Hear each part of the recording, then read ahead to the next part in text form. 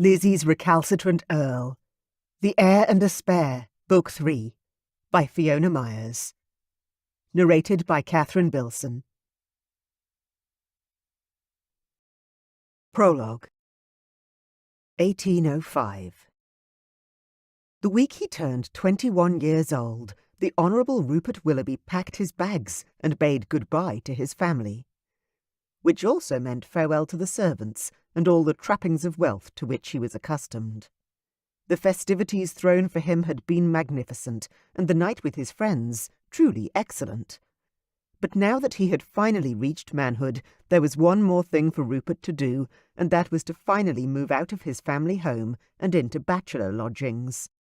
His time for drinking the heady wine of freedom and sowing his wild oats had finally arrived. On his way out the door, he was called into the study by his brother, Henry, who had married the wife chosen for him, and who had inherited the earldom of Sweeting when their father had passed away a few years earlier. Rupert knocked on the door and waited, impatiently tapping his feet. "Please enter," Henry called through the thick wooden door. He grinned and took a deep breath. He had no idea what this was going to be about, but hoped it wouldn't take long. His life was calling him, and he didn't want to be late. He pushed open the door and walked into the opulent yet tastefully decorated room. "Good evening, my lord," Rupert said, bowing to his brother before sitting down in the chair opposite. Rupert had always viewed his brother more like a father than a sibling, Henry being 15 years his senior. They were brothers, and yet they hardly knew each other. "Firstly, I'd like to congratulate you belatedly on your birthday yesterday. I'm sorry I wasn't there for it," Henry apologized, with what appeared to be honest regret. "No need, Henry. I know it was essential to be with your wife." Rupert waved his hand dismissively. His brother had been at their country estate whilst his wife was in her confinement. Rupert had known that their 5th child was due any day. They already had 4 daughters. "I did, but I am back to speak to you because of what has happened," Henry said, in a rather pompous tone. By Rupert's estimation, there was obviously something serious to report. "I'm sorry, I don't quite understand. Is everything all right?" "Mary is not unwell?" Rupert asked, hoping nothing untoward had happened to his sister-in-law. The woman had never been particularly warm toward him, but he didn't wish any ill upon her. "She gave birth to another girl." Henry groaned, his mouth turning down and his nose wrinkling. Rupert grimaced internally.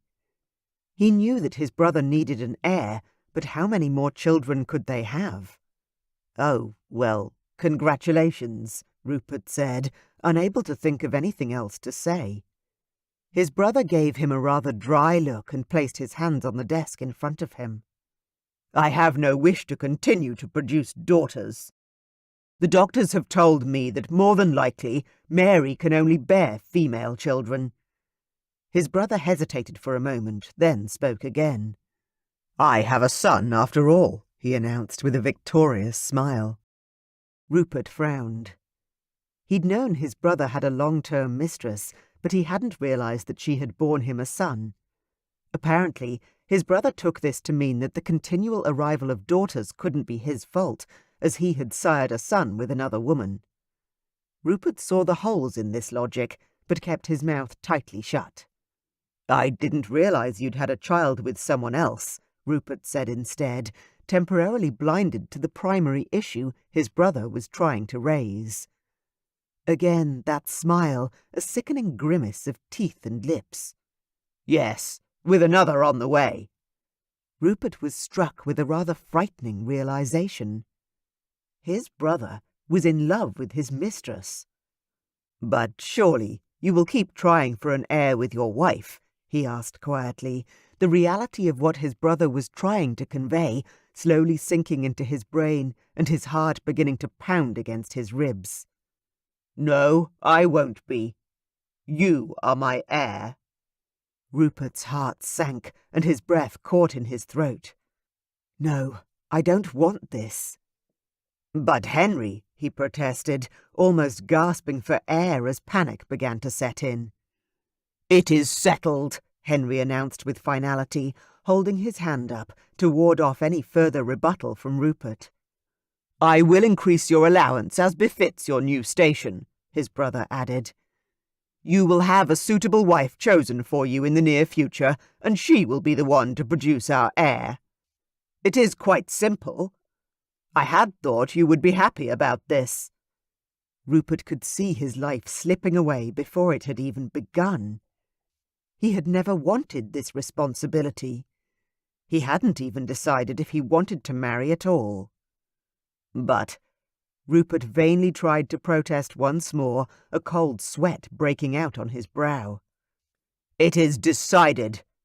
Henry stared him down, his almost black eyes boring into Rupert's.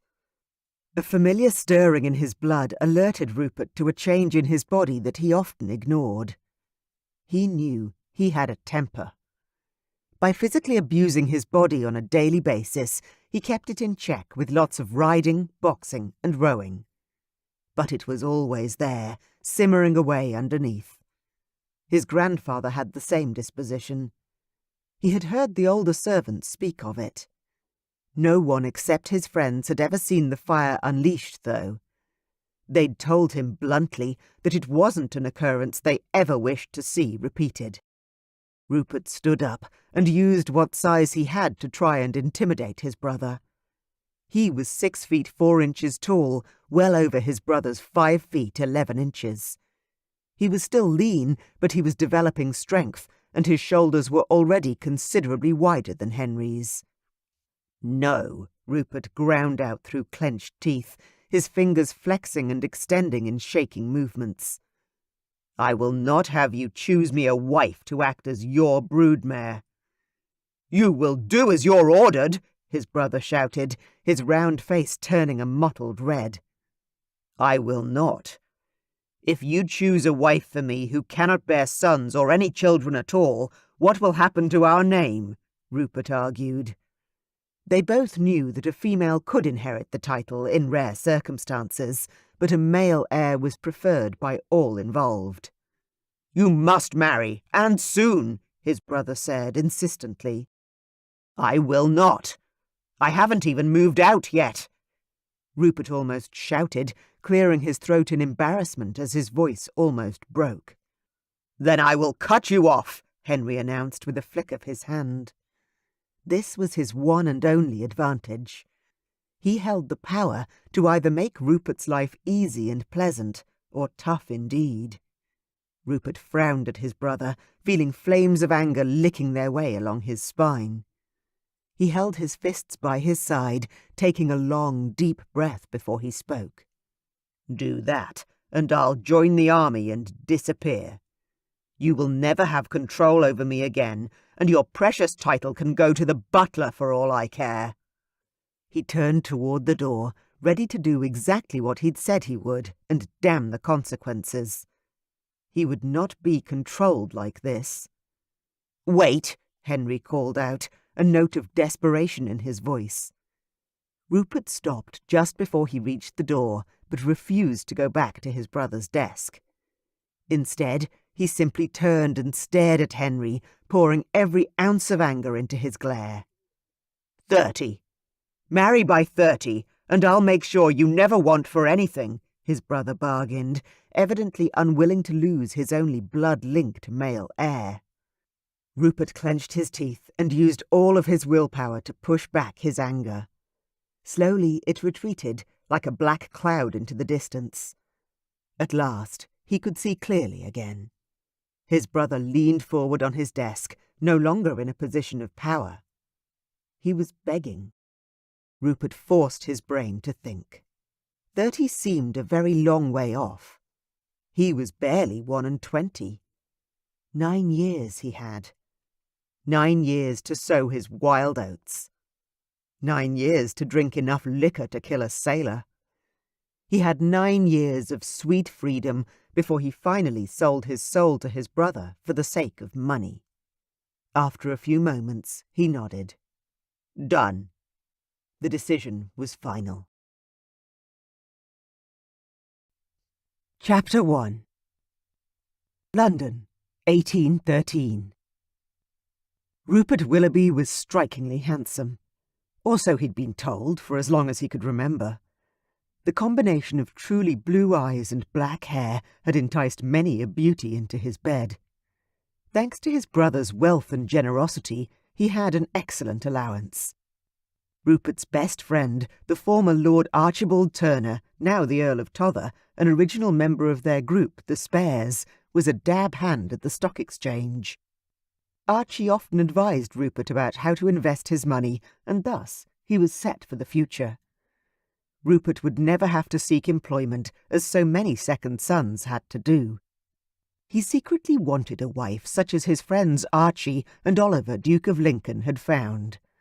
Sarah, Duchess of Lincoln, and Charlotte, Countess of Tother, were both ladies who could hold an intelligent conversation and also manage a household. Both were beautiful, and much more than merely decorative. Rupert wasn't sure if he would ever find such a woman for himself, and certainly not one who could hold his interest in the bedchamber. It would probably be better to find a suitable wife and continue to live as he already did. As long as he produced the required heir, his responsibilities to his brother and the family would be met. At the Duke and Duchess of Lincoln's annual ball, Rupert eyed the beauty talking to the Countess of Tother. The former Lady Charlotte Dunford looked very well, beautiful in fact. She was still quite blissfully happy with her marriage to Archie, and if Rupert wasn't mistaken, could very well have been enceinte again. Unlike many of the women of the ton who all but hid throughout their pregnancies, Charlotte glowed with good health and happily stood in the centre of a crowded ballroom. She had no qualms showing everyone how happy she was to be bearing another child for her husband. Rupert shook his head against the unfamiliar notion. It was confounding. Next to her, however, was a young lady whom Rupert had never seen before. She had hair as blonde as Sarah's. She had tan skin in comparison to Charlotte's paleness, but the colour suited her hair. He couldn't see her eyes very well from where he was standing, but it appeared to him that they looked quite dark. She was striking. She had high cheekbones, classic features, and an amazing smile that affected him even from where he was standing, right across the room. Rarely had Rupert seen a more beautiful woman. She was short in stature and had high, firm breasts, swelling above her low neckline. The blue of her dress and her wedding ring proclaimed her married. Or widowed, perhaps. Either way, she was the perfect rendezvous he needed. He was a little bored with his latest mistress. Rupert adjusted his coat with a quick tug and straightened to his full height. Feeling confident, he walked over to the two ladies. "May I beg you for an introduction to your friend, my dear Charlotte?" Charlotte smiled tightly, knowing his habits well. She turned to include him in their circle, which surprised him a little, but his friend's sister did have perfect manners. "Of course, Rupert. Mrs. Elizabeth Simmons, may I introduce a friend of ours, the Honourable Rupert Willoughby, the younger brother of the Earl of Sweeting." Rupert heard the warning in the introduction and smirked inwardly. Charlotte was fiercely protective of those she loved. It was one of the things he liked most about her. The beautiful blonde curtsied prettily and gave him a sunny, open smile. Rupert bowed in return, surprised by the artlessness of her expression. "May I have the pleasure of the next dance, my lady?" he asked, giving her his most charming smile. Elizabeth smiled back, glancing quickly at Charlotte for permission to leave her alone, which Rupert respected. When Charlotte smiled back in return, the beautiful woman turned to him. "Of course. Thank you, sir," she replied confidently, placing her small hand in his. She was petite, yet Rupert felt the firmness of her grip and observed the way she held herself. This would not be a woman over whom one could easily walk, he realized. "You are looking charming this evening, Mrs. Simmons," Rupert told her as they swept onto the dance floor. Elizabeth laughed, her bright eyes sparkling with gaiety. "Why, thank you, sir. And indeed, you are looking very handsome." Rupert grinned, surprised by her words. He didn't believe he had ever had a compliment returned before. Most women only fluttered their fans and gave him the eyes. The eyes told him how flattered they were that he had given them his attention. The eyes also indicated to him just how quickly they would fall into his bed. Mrs. Elizabeth Simons wasn't giving him the eyes, nor was she flirting with him. How strange. She was difficult to read. "How are you enjoying the evening?" Rupert asked politely, manoeuvring her expertly around the many couples on the dance floor. He didn't dance often, but he considered it part of his seduction routine, and therefore made sure that he was rather good at it. "Oh, I am enjoying it very much. I have recently come out of mourning, and have never felt so decadent for wearing a colour before." Elizabeth looked down for a moment on her beautiful blue evening gown.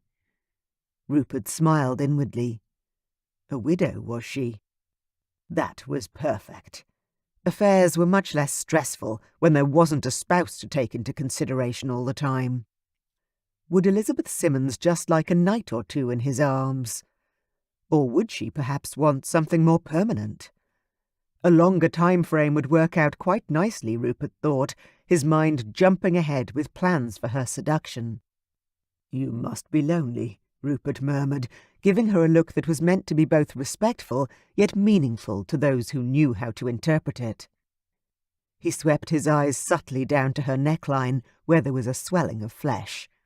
He surprised, but also delighted.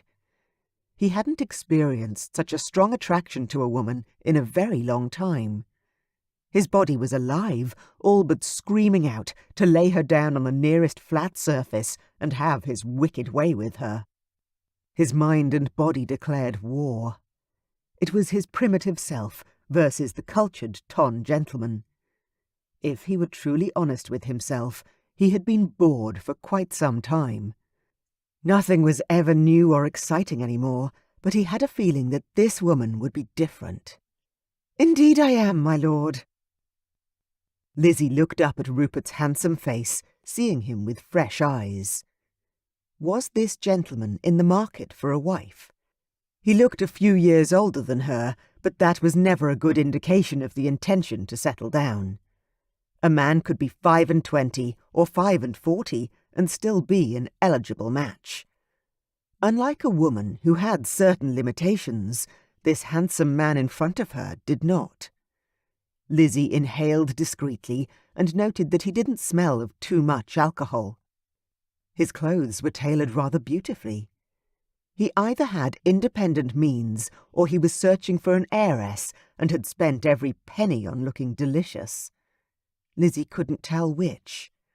She would have to ask Charlotte for more information about this gentleman. But Lizzie could tell that the man in front of her was confident, almost arrogant in his countenance. She looked up again and caught her breath when Rupert met her gaze. Something new and unusual stirred in her belly whenever she looked into his rather remarkable blue eyes. The feeling wasn't altogether pleasant, but at the same time it was exciting. He was the first gentleman to spark any interest in her since the death of her husband. "Perhaps you would permit me to escort you home tonight," Rupert suggested, his eyes now taking on a strange sort of leer. He couldn't mean what she thought, surely. "I don't think so." She frowned. He couldn't be serious, could he? Her mind was racing. Was he suggesting that she take him home and bed him? Something in his gaze hinted that was exactly what he wanted. Any ideas she had of him as a potential husband ended right there. She mentally catalogued him as a rake and, by definition, not interested in marriage. She wiped the smile from her face and straightened. She was almost a foot shorter than he was, but anger began to build in her belly, lending her an extra inch or so of height in her straightened spine. "I can be very persuasive, ma'am," Rupert whispered, his voice laced with honey, and giving her a grin which, she was sure, had won many a woman before her. She snorted, glaring up at the man she had momentarily considered as a prospective husband, and now viewed as a big oaf. "You can be as persuasive as you like, sir, but I am not in the least interested in a dalliance." "I can assure you I will make it a pleasurable interlude." Rupert drew Lizzie away from the main body of dancers so that they were on the edge of the dance floor. At least he had pitched his voice low. Again he flashed that dazzling smile, and Lizzie frowned. Rupert Willoughby hadn't been denied before, that was plain to see. His thumb gently stroked her hand, and that strange flutter moved low in her belly again. It was time to nip this in the bud. "I want a husband, sir, and children, not an interlude, however pleasurable." "Can you give me what I want?" Lizzie batted her eyelashes and injected honey into her own tone. She knew the last thing this charming rakehell of a gentleman would want was to be shackled forever to one woman. The best way of making him stay away from her was to be honest about what she wanted from this year's London season. Rupert's eyes widened, and as they continued their dance, he tripped and stumbled a little. Lizzie gripped his hand and waited for him to regain his composure, trying not to laugh. No," Rupert answered, his calm facade wavering completely now. Lizzie watched the play of strange emotions run across Rupert's face and wanted to smooth his furrowed brow with her fingers. This thought was shocking enough to pull her out of her daze, and she snapped out the first thing that came into her mind. "Then you will never get me into your bed. I suggest that you take home the woman in green who has been eyeing you for the past hour, and leave me alone." Damn. She hadn't meant to be so obvious in her jealousy. She dropped her hands from Rupert's, turned, and stormed away. Rupert watched her go, feeling something akin to complete shock. He had never been denied before, and had never had to fight for something he wanted, as friends of his had to do. Ladies clamoured for his company in bed. He had never had to try too hard before. Rupert wanted them, and they gave him everything they had. It had always been very simple. Rupert discreetly looked in the direction Lizzie had indicated. There was indeed a beautiful woman in a green gown, giving him looks that could only be described as desirous. That was the norm. He would get an introduction to her, take her for a walk or a dance, and within a few moments she would be in a carriage on her way home to meet him. If, of course, she hadn't decided that the study would be easier. He took another look. The woman in green seemed like a "can't wait until we get home, let's go to the study" type lady.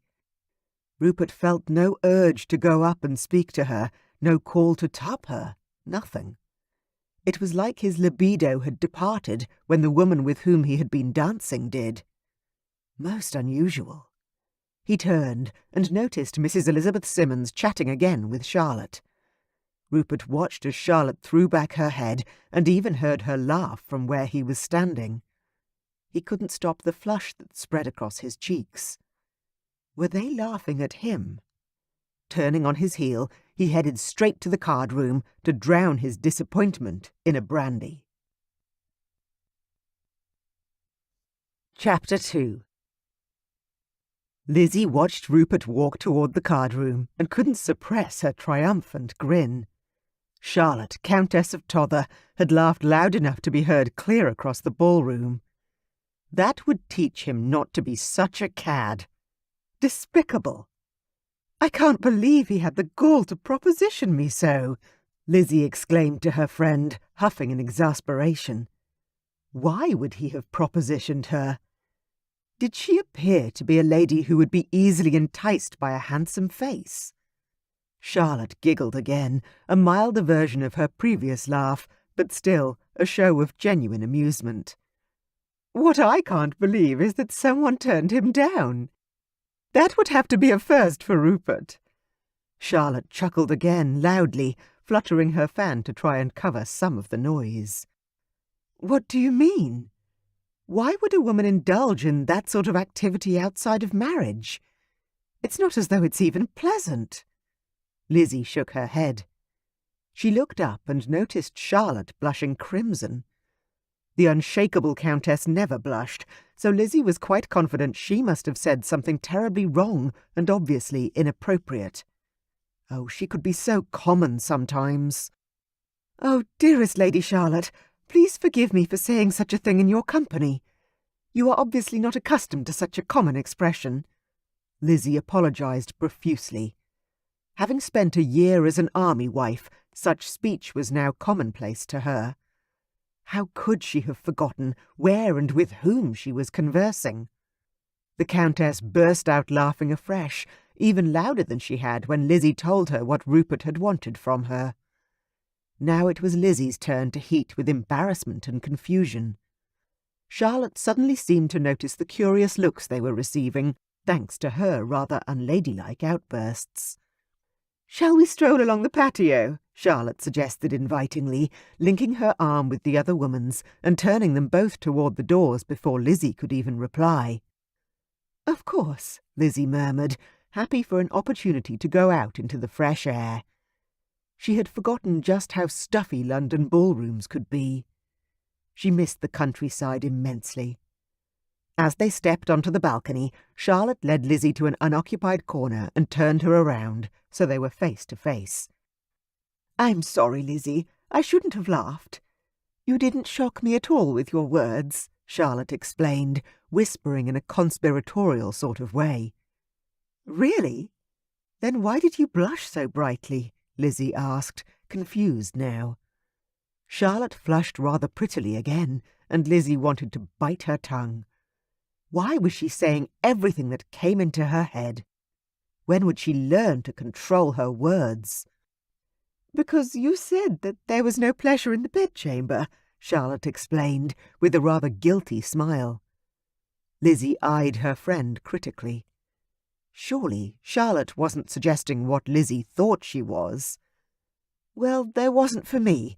Not that it was unpleasant all of the time," she hastened to add, feeling that she was being disrespectful toward her late husband with her words. He had tried to be gentle with her, and had never deliberately hurt her, unlike some of the husbands in the stories she had heard. The marriage bed had never been something to which she'd looked forward, but, in fairness, she'd never dreaded it either. Charlotte seemed to be battling with what to say next. She wasn't speaking, and yet her eyes were telling Lizzie just how much she disagreed with Lizzie's opinion on matters of the bedchamber. "You enjoy it?" Lizzie squeaked, not sure if she could believe what she was reading in Charlotte's face. How was it possible? "Yes, I do," Charlotte admitted, apparently battling another urge to laugh. The corners of her mouth kept lifting up, as though they had a mind of their own. "Oh." Lizzie sighed. She had heard that some women did. Thinking back, there had been moments with her husband that had been pleasant. He had kissed her occasionally, or touched her in ways that had given her pleasure. It was just the bedding that had been uncomfortable. Perhaps there were men who could make that part pleasurable too. It seemed unlikely, but she supposed it was possible. "Really?" Lizzie asked again, her eyes opening wide. She searched Charlotte's face for any sign that she wasn't serious. This time Charlotte lost the control over her laughter and giggled openly. "Archie is a little different from most men, and my marriage is a love match." "I think that helps," Charlotte explained, with a smile that showed how much she was hiding in that statement. Lizzie pondered this. Her marriage had been a love match too. Well, perhaps not exactly, but it hadn't been about dowries and connections. Perhaps if there were more affection in her next marriage, there would be more pleasure. Either way, she wasn't risking becoming pregnant or ruining her reputation for the sake of finding out from the Honourable Rupert Willoughby. "Perhaps my next husband will make it more pleasurable. But all I want is a home and children," Lizzie announced, unfazed by this turn of events. In her experience, her husband would come to her bed 3 or 4 times a month and leave after about 10 minutes. It would be a small price to pay for a child if she managed to conceive in her next marriage. Charlotte simply nodded, but Lizzie could tell she wanted to say more. "Well, if you ever find that you need to talk to someone about it, let me know," she offered with a kind smile. Lizzie thought that very unlikely, but thanked her all the same. She was 25 years old and had been born late in life to her parents, who had loved each other very much.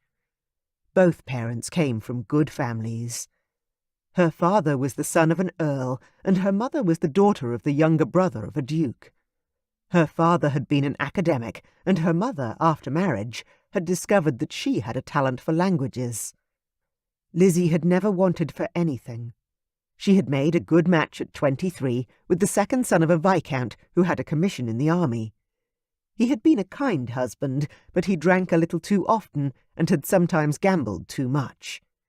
Lizzie had some income from her parents, and she had often had to resort to using her money to pay for essentials when her husband had been too frivolous. Lizzie didn't mind too much about that. She didn't need fancy gowns and trips away.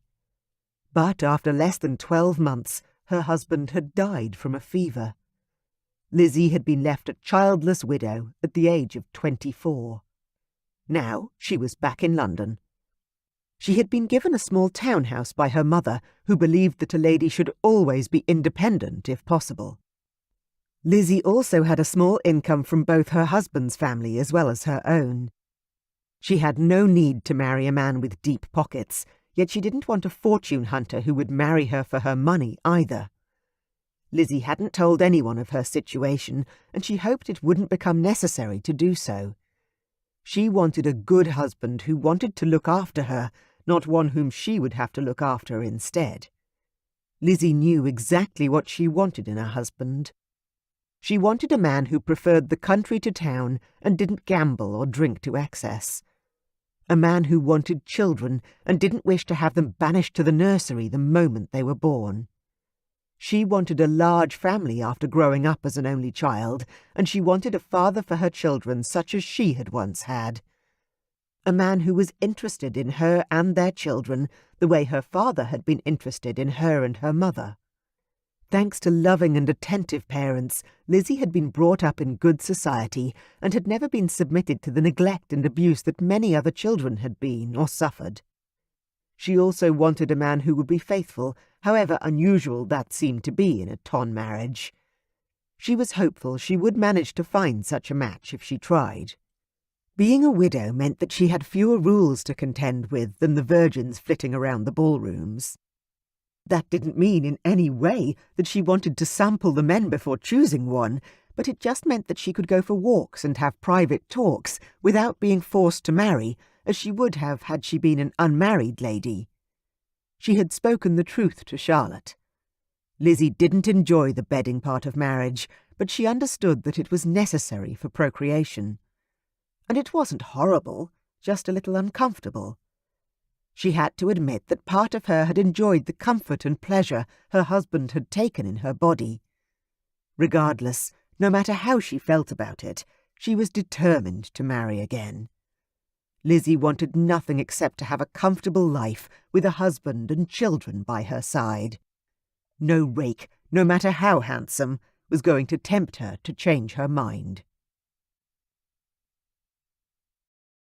Chapter 3. Rupert visited Archie and Charlotte, the Earl and Countess of Tother, the next day. As Archie was with his solicitor, so the butler informed, Rupert was shown into the sitting-room where Charlotte sat embroidering as he entered. She placed her needlework aside as soon as she saw him and smiled from her comfortable place on the chaise. Rupert had often found it amusing to tease Charlotte once she was married to his friend. She knew him well enough to know that he mostly bedded bored married ladies.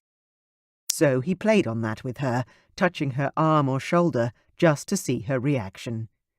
He would never betray Archie in such a way, of course, but Rupert still liked to tease. Charlotte always blushed furiously and swatted him away. She never looked scared, or he wouldn't have continued. She just looked wholly uninterested in what he was suggesting. He admired her loyalty. However, Charlotte was pregnant again, and that meant no teasing. Rupert had never bedded a woman who was enceinte, and never intended to do so. Once his future wife had conceived, he could see himself staying out of her chamber for the foreseeable future. There were always plenty of available women for him. He needn't bother his wife. Looking at the healthy glow of Charlotte's cheeks, though, Rupert knew that Archie didn't feel the same way. "How does it feel to find a woman who doesn't want you?" Charlotte asked with a cheeky grin and a hand straying to her softly rounded belly. Rupert's eyes locked onto her hand. He couldn't drag his gaze away from the picture of Charlotte gently caressing herself. The thought made him blush, despite his conscious effort not to respond in any obvious way. Rupert knew he should be listening to the words Charlotte was saying, but he couldn't ignore what she was doing. Archie was lucky to have such a sensual wife. Charlotte stood up with a smug grin plastered on her face and advanced on Rupert. "Would you like to feel the baby, Rupert?" Charlotte asked, moving closer to where he was sitting and reaching out to grab hold of one of his hands. "No, thank you," Rupert almost shouted, moving away from her as fast as he could. He was shocked and terrified that she would suggest such a thing. A lady was meant to disguise herself when she was with child, not call attention to it. How dare she ask him to touch it? "The baby has just started to move. It is really quite amazing," she smiled as she backed him into a corner of the sitting room. Charlotte's dress swished softly as she moved, and Rupert realized he had never heard such a scary noise before. His heart was pounding wildly behind his black vest. She was getting closer, and he was trapped. "No, Charlotte, please!" Rupert was all but yelling now, panic setting in as his shoulders hit a wall. How had he backed himself into a corner? Charlotte reached out to him and grabbed both of his hands. Her own hands were soft and warm to the touch, and Rupert instinctively relaxed.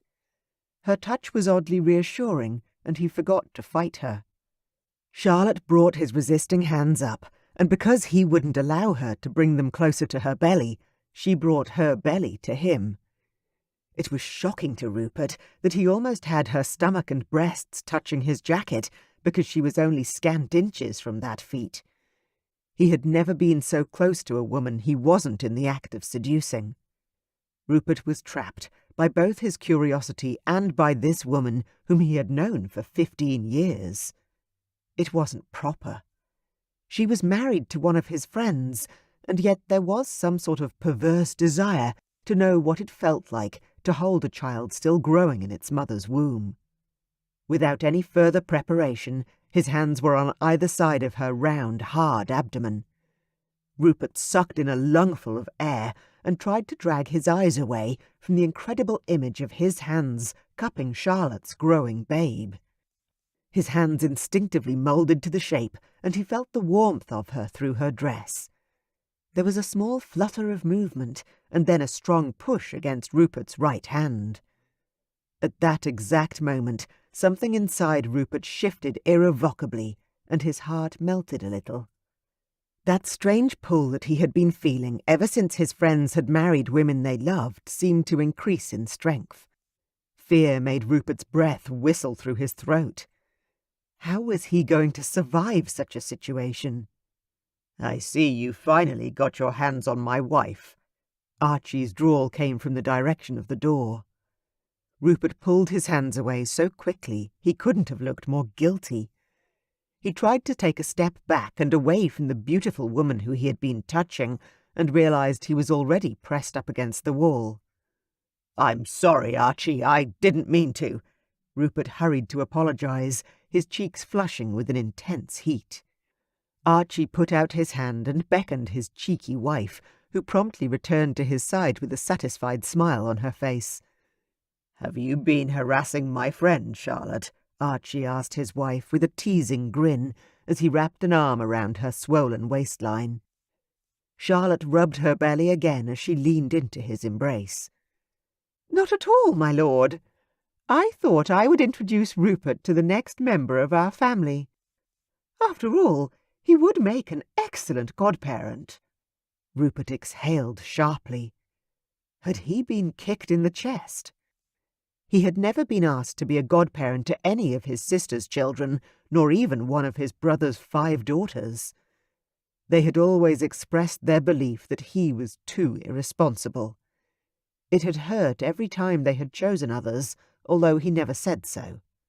Rupert swallowed against the rather embarrassing urge to shed tears of emotion, and noticed Archie watching him with those keen hawk eyes that never missed anything.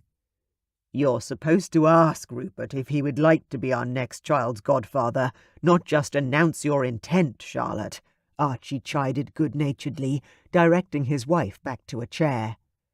Charlotte dropped into the armchair with more grace than a woman of her size should be able to muster. Raised by a formidable duchess, Charlotte was a lady in every sense of the word, her liking of her husband's marriage bed notwithstanding. "Why? We weren't asked to be David's godparents. It was just announced at the christening," she answered, giving her husband a playful swat with her hand. They both turned and looked at Rupert expectantly. Was he meant to act as though it had been a request? "I would be honoured," Rupert answered gruffly. Unable to say anything else, he bowed in thanks. How could he be getting emotional over such a thing? He really was changing. It was a sobering thought, and he cringed. "See?" Charlotte smiled happily at her husband and thanked the maid who had brought in tea, cakes, and whiskey. Rupert saw the alcohol and knew it had been brought in on a tea tray for him. Archie hardly ever drank hard spirits, and never this early in the day. Obviously, the butler knew him well. The thought saddened him a little. When had he become predictable? Boring, even. "Whiskey or tea?" Charlotte asked him politely, already reaching for the whiskey bottle. "Tea, please," Rupert responded, before he could stop himself. After Charlotte's earlier assault on his person, he really needed a whiskey, but was sick of being the man everyone expected him to be. Charlotte's eyebrows shot up, but she didn't say anything except to ask, "How do you take it?" She poured the tea into 3 cups. "Milk and 2 sugars, please," he told her with confidence. When was the last time he had actually drunk tea? He couldn't remember, but decided to brazen it out and sat down gratefully into a chair opposite her. Archie sat also, in the chair closest to his wife. He reached for a cake and absently touched Charlotte on the back of the neck. Rupert watched Charlotte lean into the caress like a flower facing the sun. It only took that one small gesture, and Rupert had to look away from his friends. He had never wanted Charlotte, never thought of her that way.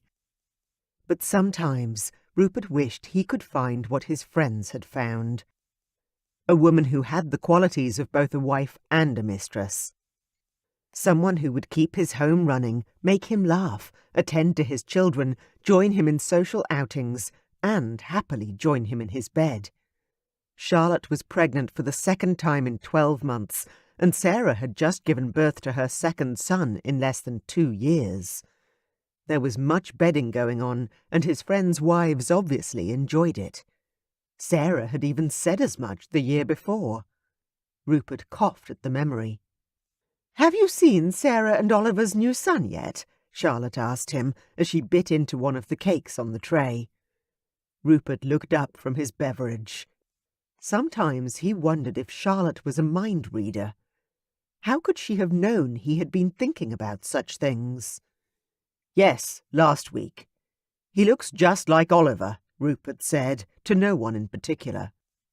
He had been surprised when he had received a summons to meet the new Lincoln baby. He had never seen a baby who was only a few weeks old before. Sarah, however, being a vicar's daughter, had been anxious to have the baby christened at the earliest opportunity, and this time it had been a small family affair. Even his nieces had been kept away from everyone until they were several months old. It had been amazing. The infant had been rather cross-looking, red and wrinkled, but miraculous in its perfection as a tiny human being. Rupert would never say this out loud, but the experience had actually made him yearn for a son himself. Charlotte chuckled loudly. "Well, who else would he look like?" she asked, smiling as though it would be unusual for a cuckoo to be born into a nest of the ton. "Ha! Rupert stared at Charlotte a moment longer and could barely believe this was the same woman who had once proclaimed she would never marry because a husband would have access to her body. Rupert marvelled at how incredible it was that things could change when someone met the right person. "True. His wife is Sarah, after all," said Rupert. His implication was that any other lady of the ton might have been having an affair, having provided her husband with an heir, but certainly not Sarah, with her impeccable reputation for loyalty. Rupert knew it in his bones. Charlotte and Archie gave each other a puzzled look. "No witty rejoinder about the average married lady of the ton?" Archie asked, giving him a quizzical look. Rupert shook his head. What could he say? How could he joke about arranged marriages and faithless women when Sarah and Charlotte were now his examples and the wives of his closest friends? It would dishonour all of them, not to mention the fact that he didn't lie well. "That's only because of Lizzie," Charlotte scoffed, giving her husband a knowing look. "Rupert finally found a widow who didn't jump directly into bed with him at the first opportunity." Rupert gripped the tiny teacup tightly, setting it down after a moment lest he break it. It was Charlotte's intention to get a rise out of him, of course, but he still fought the anger, unwilling to let her win. "I haven't given up on that widow. She just needs to get to know me better," Rupert declared, with all the arrogance he possessed. And, considering his appearance and breeding, that conceit was considerable. So, it was quite a blow to his pride when Archie and Charlotte both laughed. "Well, you have charmed more women than I can count, Rupert." "I'm sure it won't be that difficult," Archie said quietly, taking a sip of his tea. Rupert smiled indulgently. Archie had heard about his conquests so frequently that when it came to his wedding night, the virginal Archie had come to him for advice. Rupert had never admitted it, but he had taken that fact as a huge compliment. "You both are so wrong. If you think Lizzie is just like every other board matron, then you are in for a surprise." Charlotte smiled smugly and bit into a sugary shortbread. "How is she so different?" Rupert asked, succumbing to the delicious-looking sweets in front of him. Biting into an apple cake, he almost groaned in pleasure. He really needed to invest in a better chef at his own home. Elizabeth Simmons may have said no to him once, but how long could that last? For how long could she hold off? He had never really pursued a woman before, but it couldn't be very different from a normal conquest. He would just savour it more when he finally won her. "You mean, apart from the fact that she is present during the season this year, for the sole purpose of remarriage?" "Well, that doesn't mean she can't dally with me," Rupert argued, setting his jaw. What would be the problem with that? It had happened to Rupert before. He would bed a widow who would try to trap him into marriage, only to find him immovable on the subject. The widow would then move on and marry the next suitable gentleman soon after, and he too would be on to the next available lady. That was the best thing about bedding widows and married women. He couldn't be forced to marry any of them. "Why would she waste her time?" Charlotte asked him with a straight face. Well, as straight a face as Charlotte could pull, considering that her eyes were laughing. She never could hide her feelings very well, and Rupert frowned at what she wasn't saying. "Charlotte, coming from you, isn't that a bit hypocritical?" He was fed up with being fodder for this couple's amusement. If there was one thing he deplored, it was hypocrisy, and here was a woman who had married because she was pregnant. "What do you mean by that?" Charlotte asked, flushing with discomfort at the obvious implication. Rupert, seeing the danger, ignored Archie's angry glare and answered regardless. "I mean that if a lady like you can indulge before marriage, why wouldn't your Lizzie?" Charlotte jumped to her feet, and Archie followed just as quickly, placing his hand in the small of her back to steady her. Rupert followed suit, his anger still rising. Archie put his other hand out to calm her, but she shook it off. "The difference is love, Rupert, which you wouldn't understand. I have loved Archie for a long time, and our actions were because of that fact. Not for any other reason. Until you learn about love, you will never have the privilege of knowing a woman like Elizabeth Simmons." Charlotte turned on her heel and walked straight out of the room. A moment of silence went by, and then he heard his friend's heavy sigh. "You shouldn't have said that, Rupert." Archie hadn't moved since Charlotte had left the room, but Rupert could see how hard he was fighting to remain still. "I should go," Rupert announced, feeling foolish. Why did he let his temper get the better of him? Charlotte had only been joking. Did it really bother him that much that he had missed out on a frolic with her friend? Surely not. "You will not. You just insulted my wife, who is in a delicate condition, and for whom I know you care a great deal. Now you and I will have a talk, and I want you to tell me what the hell is going on." Rupert regarded his stoic and gentle friend in astonishment. He had never heard Archie use such language before. "Please accept my apologies. I am very sorry indeed for speaking indiscreetly to Lady Charlotte, the Countess." Rupert spoke stiffly. Unaccustomed as he was to apologizing, this pricked his pride considerably. "So you should be," Archie retorted, his arms now calmly tucked behind his back. Rupert wasn't fooled for a moment. There was a fire still blazing in Archie's eyes. His friend continued to look at him expectantly, and Rupert sighed. What could he say? That he was jealous of his friend's marriage? Never. He would rather be thrown out of a carriage at high speed than admit that. "I simply let my temper get the better of me, Archie. The truth is, I find her teasing go slightly too far at times. But I accept that I shouldn't have said anything." "You're not telling me the truth, Rupert." He sighed loudly. Damned if he'd tell Archie the truth. A thought came to him, and his mood lightened. "I'm bored with my latest mistress, and I'm a bit frustrated. I'm not accustomed to abstinence, old friend." Rupert grinned devilishly at Archie, who up until a couple of years ago had been a virgin. Archie just stared at him with his cold, assessing brown eyes, and said nothing. Rupert swallowed uncomfortably, wondering what his friend could see.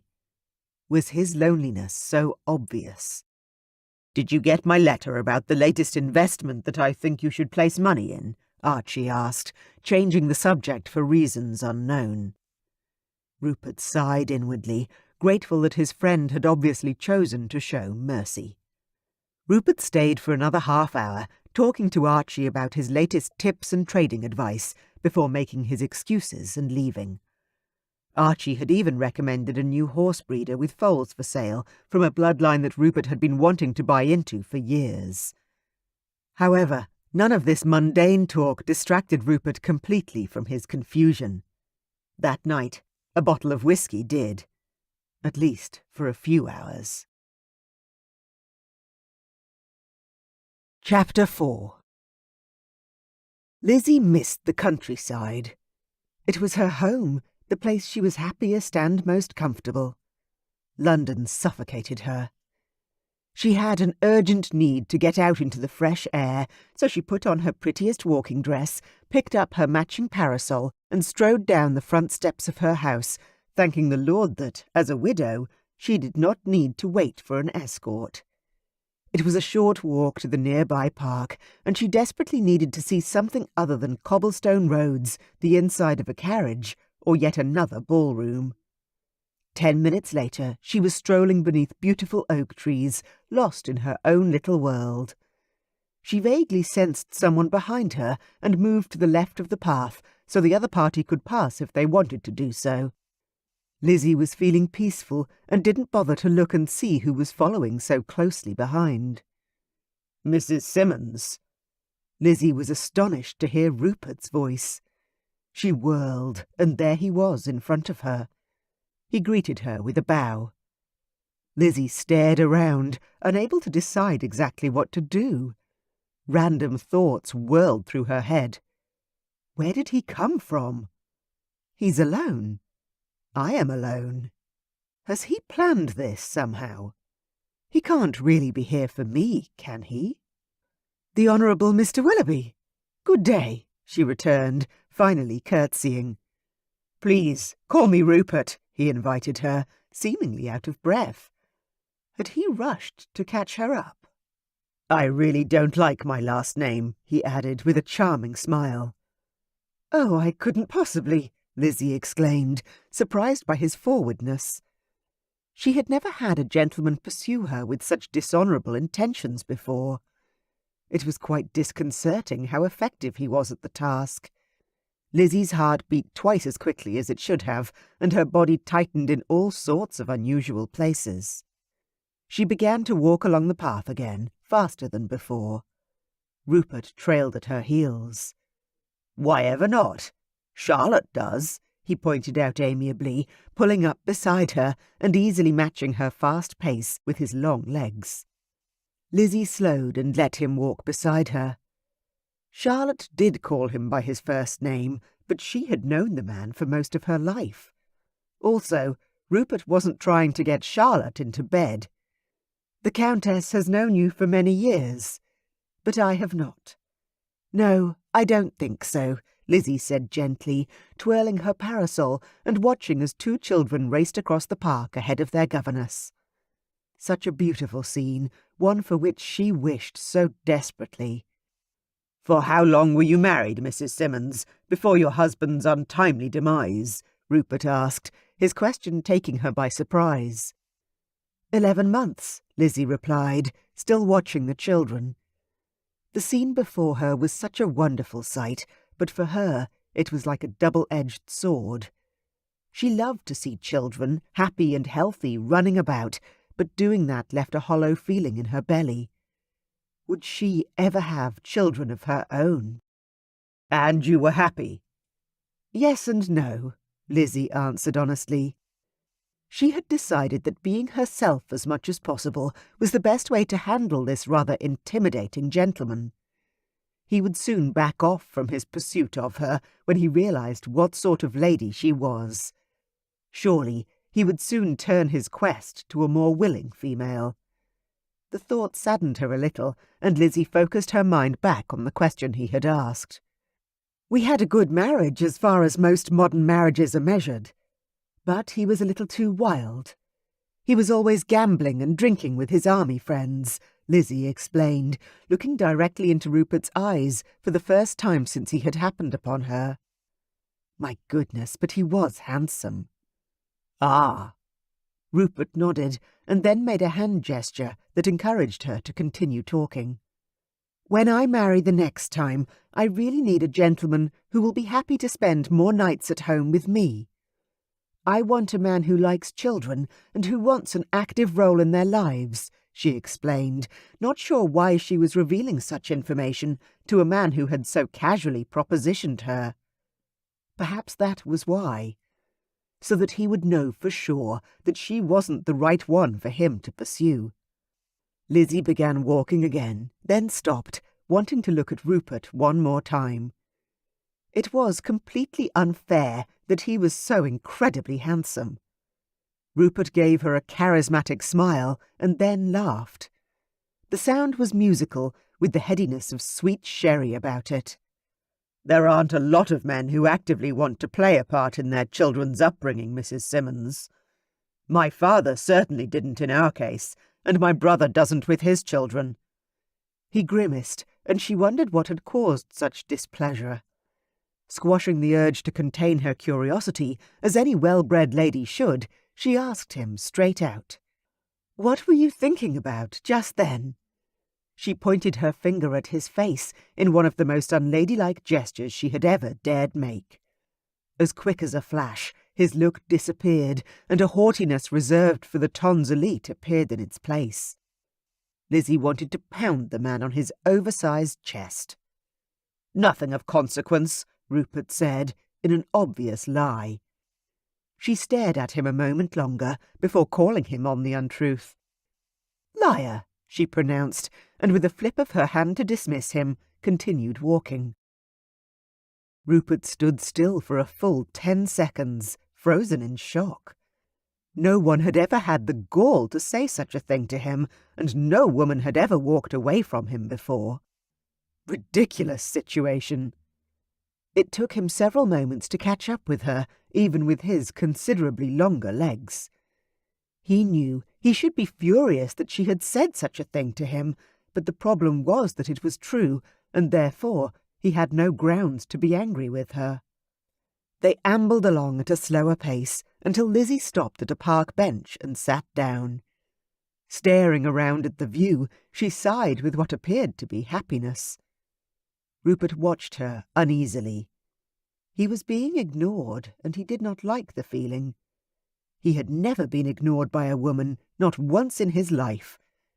Lizzie seemed as happy and relaxed as though he weren't standing over her, all 6 feet 4 inches of him. He cleared his throat audibly, but she didn't respond.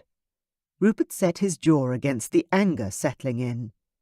He considered walking off and leaving her alone, but that wouldn't suit his purpose. "Elizabeth," he growled, unable to bear being ignored a moment longer. How humiliating, and him the town's most popular rake. Lizzie's eyes snapped to him at last. "I did not give you leave to use my Christian name," she said, fire flickering in her usually warm brown eyes. Rupert grinned, ecstatic to have elicited a reaction. He felt like a 5-year-old, but at least he finally had her attention. "You were ignoring me," he said, giving her his most charming smile and crossing his arms across his chest. He hoped the action would highlight his manly chest and muscled arms. She glared at him. "Of course I was. If you don't want to have a proper conversation with me, you may as well leave," she snapped again, waving her hand toward the edge of the park. Rupert's smile fell off his face as quickly as it had appeared. What was she talking about? "Of course I want to have a proper conversation with you," he argued, confused now. When had he given her the impression he didn't want to talk to her? "Then why did you lie to me?" Rupert opened his mouth to deny her claim, then shut it again with a snap. She wasn't the usual ton lady. He couldn't charm his way out of this. Fear prickled on his skin as he chose to do something he rarely did with anyone, even his friends. His senses told him to run, but instead he moved to the other end of the park bench and sat, turning to face her. "I have never shared my thoughts with anyone," he admitted, guarded despite his best intentions to remain charming. It had been a long time since he'd been completely honest with anyone, and it was difficult. Lizzie's shoulders seemed to sag as if with relief. "Then say that, but don't lie to me. You asked me a question, and I told you the truth. I expect the same in return. I am not someone who tolerates lying, and I'm not someone you were going to charm into your bed. Stop trying so hard. I like you much better this way," she stated, then flushed as Rupert's eyebrows shot up. One of the most genuine smiles of Rupert's life spread across his face. "She likes me now, does she?" Lizzie held up her hand. "Don't start feeling pompous about that. I'm not sure you can manage to be honest for more than one sentence." The barb hit somewhere near Rupert's heart, and he shifted uncomfortably. Why did he have a sudden and rather intense urge to pull her into him for a kiss? What insanity is this? They were in the middle of a very public area. She would be ruined. Hell, he would be ruined. Forever. "I was thinking about my brother," Rupert explained gruffly, before he lost the nerve. The words stuck in his throat. He coughed loudly and swallowed. Lizzie smiled encouragingly. "He has 5 daughters and doesn't intend to have any more children with his wife. Therefore, I am his only male heir." "Does he have other children?" she asked softly, seeming to realize what he had left out. "Yes, he has 2 sons by his mistress," Rupert admitted, flushing despite himself. He had once had a French mistress who said the most shocking things to him in bed, and yet she had never made him even the slightest bit embarrassed. In this moment, however, his cheeks heated. That must be difficult for his wife. "Does she know?" Lizzie asked politely, her tone not one of condemnation or disregard, but of calmness. Rupert's face darkened again. Yes, she knew. He had heard their rather nasty conversation a couple of months ago. His sister-in-law had been begging her husband to return to her bed, and his brother had stated that he was sick of bedding a woman who couldn't conceive a son or give him any pleasure in the bedchamber. Then the Countess had started screaming about her husband's whore, and Rupert had left the house. He nodded tightly, unable to talk about the private conversation he had accidentally overheard. "Well, I sincerely hope my next husband doesn't keep a mistress. I'm not sure I could handle the betrayal." Rupert quickly got on the defensive, thinking of what his brother must have endured, going to an unwilling wife's bed. He had never bedded a woman who didn't want him, and he wasn't sure he could if he had to do so. Another reason why marrying a suitable lady for him was a most disturbing idea. "Well, it really depends on the man. Most men consider mistresses to be vital for their sanity," Rupert announced, in as casual a manner as he could. "What is that supposed to mean?" Lizzie asked, looking horrified. "I mean that a lot of wives hate going to bed with their husbands. Would you blame your husband for seeking out another woman in that case?" Rupert asked, leaning back against the park bench, one arm outstretched.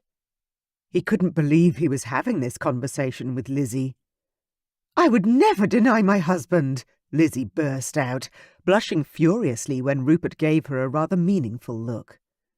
"Yes, dear lady, but would you enjoy it? There's a big difference between duty and enjoyment." He smiled knowingly. His point had been made. Lizzie looked as though she were ready to jump to her feet in outrage. Just as he thought she would do so, she stilled instead and looked at him in thoughtful silence for a moment. "That is something my next husband can discover for himself," she declared, sticking her nose in the air in the ultimate gesture of obstinacy. Rupert burst out laughing, stopped, looked at her face, and then exploded with laughter again. "You make me laugh so much. However do you do that?" Rupert wiped a tear away from his eye. He hadn't laughed properly in such a long time. It felt wonderful. His belly fluttered with happiness, and an unaccustomed lightness filtered through his body. "Well, I am glad I provide you with something to laugh at." Her tone was dry, but a tiny smile hovered about her lips.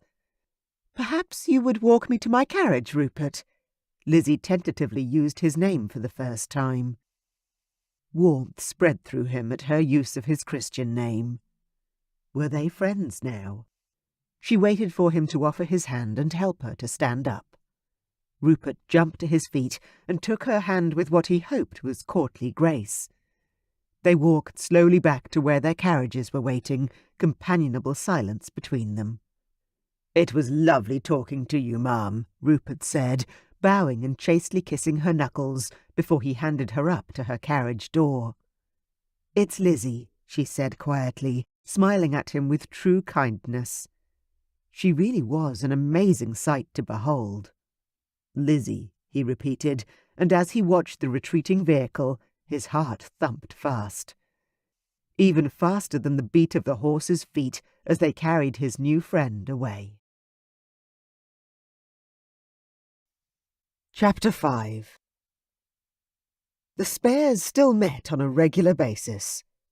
Despite Oliver now being the Duke of Lincoln and Archie being the Earl of Tother, his honorary title until he inherited the marquisate from his father, Rupert still thought of their group as the Spares, the name they had acquired when it had consisted solely of younger sons of aristocrats.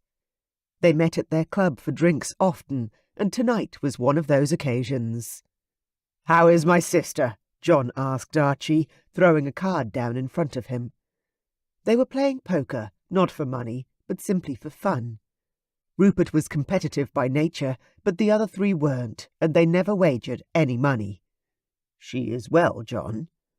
Archie quirked a brow at his childhood friend, who was now his brother-in-law. "She misses you. Why don't you join us for dinner tomorrow?" John shifted in his chair and dropped his gaze to his cards again.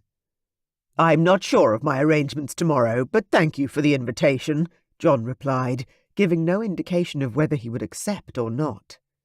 Rupert shared a confused look with Oliver, both of them feeling the cutting knife of unease settle in the silence. "Sarah misses Charlotte even when they don't meet for a day. It's amazing how close they have become." The Duke of Lincoln spoke thoughtfully of his wife. Archie's brown eyes softened again, as they did every time his wife was mentioned. "I know. I am very happy that they get along so well. This means our sons will grow up together, just as we did." Archie smiled fondly, looking at John again, who still refused to look up from his cards. "Another drink?" Rupert asked gruffly, oddly moved by what Archie had said. He had never thought about it like that. Oliver and Archie had sons only a year apart. They would grow up together, go on holidays together, begin school together. As the youngest son, he had never been able to play with anyone. He had been extremely lonely. "Definitely," John replied, lifting his hand to call a footman, who brought over the whiskey decanter. "More?" Rupert asked the other two, who were still nursing their second drinks. John and he were at least into their fourth, with many more to come, Rupert was sure. "No, no," Oliver and Archie both chimed in, moving their glasses out of Rupert's reach. "Why, you old fuddy-duddies," Rupert scolded good-naturedly, pouring himself a drink. "Can't have another in case the wife finds out." Archie smiled his secret smile, and Oliver sighed. "Unlike you gentlemen, I wish to be sober enough to please my wife in bed tonight," Oliver joked, his smile showing how much he was looking forward to the task. Rupert laughed, but John choked on his whiskey. Gone were the days that they joked about their mistresses. Now they were joking about their wives. How times had changed. "But hasn't Sarah given birth recently?" John got the words out before coughing roughly to dispel the whiskey that had found its way into his lungs. "It's been 2 months," Oliver reminded him, smiling whilst he sipped his own whiskey. John stared at Rupert in obvious horror. Rupert stared back and shrugged. He had no idea how long you had to wait before the bedding process could continue. He had always assumed one had to wait at least a year, but then again, what did he know about love matches? Or the birthing process and its aftermath? Perhaps it wasn't necessary to wait that long. Looking at the shared glance between Oliver and Archie, Rupert guessed he had been mistaken about having to wait a year.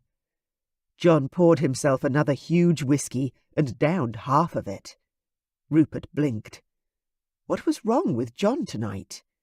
He was obviously bent on forgetting the world. Rupert recognized the signs well.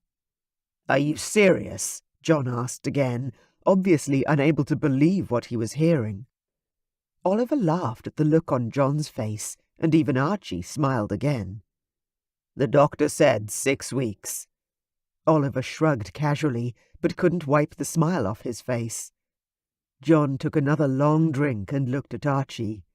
"You too?" he asked, slurring the question. "Do I need to be sober enough to please my pregnant wife, or did I only wait 6 weeks too?" Archie asked, in a rare show of sly humour. John turned beet red, but resolutely held Archie's stare. "The 6 weeks bit." Archie shared another glance with Oliver. 6 weeks was more than long enough, he drawled, in another rare show of his masculine side.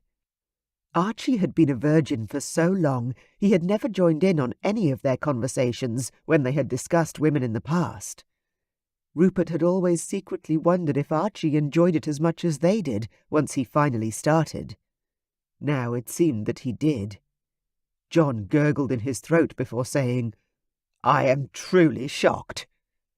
Rupert burst out laughing with Archie and Oliver. John did look shocked. His eyes were glassy and his hair was unkempt. When had that happened? "Just wait until you are married too, John. You'll know all these things firsthand." "Hardly. If I ever marry, my wife won't be the only woman I will bed." Rupert chuckled at John's arrogance. He had also thought similarly. He wasn't so sure he wanted that anymore. Looking at Oliver and Archie, they both appeared to be the happiest of men. There wasn't a gentleman at the club who looked happier or healthier than those two. Archie and Oliver both frowned at John's words, but said nothing. "I think it's time to go home," Oliver announced, drinking the last of his whiskey. "My entertainment will be wanting to go to sleep soon." Rupert grinned at his friend. That was one way of talking about the blonde-haired angel whom Oliver had married. Archie rose too. "I also need to be getting home." Rupert sighed. Gone were the days that the three of them would be trying to drag Archie by the scruff of the neck into a brothel. They'd never achieved it, and now that he had Charlotte, they never would. "Looks like it's just you and me," John said to Rupert, dragging his coat on. Rupert watched John stagger around with some envy.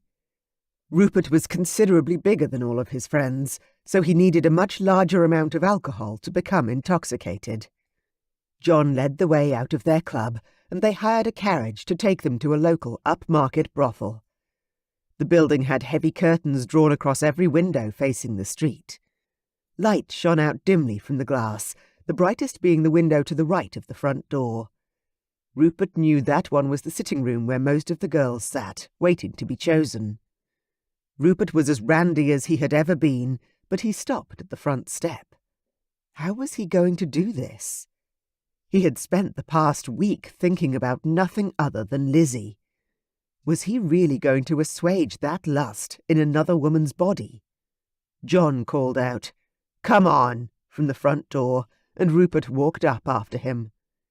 The madam greeted them with familiarity, giving them a generous smile and a warm greeting.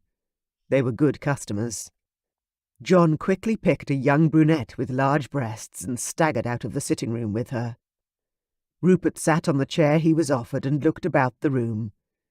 It was the first time he had looked at anything other than the girls. The room needed a good cleaning and some work done on the plaster.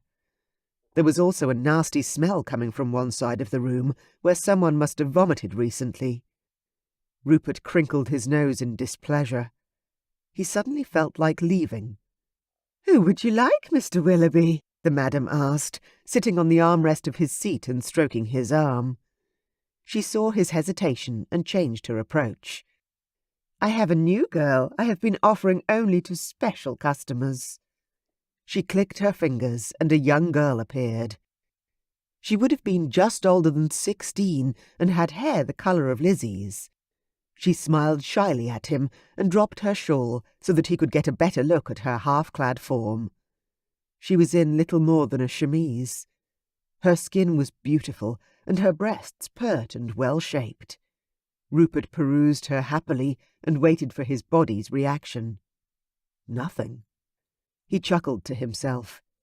He was in a room with more than 10 women, all with their charms displayed for his pleasure, and he felt absolutely nothing.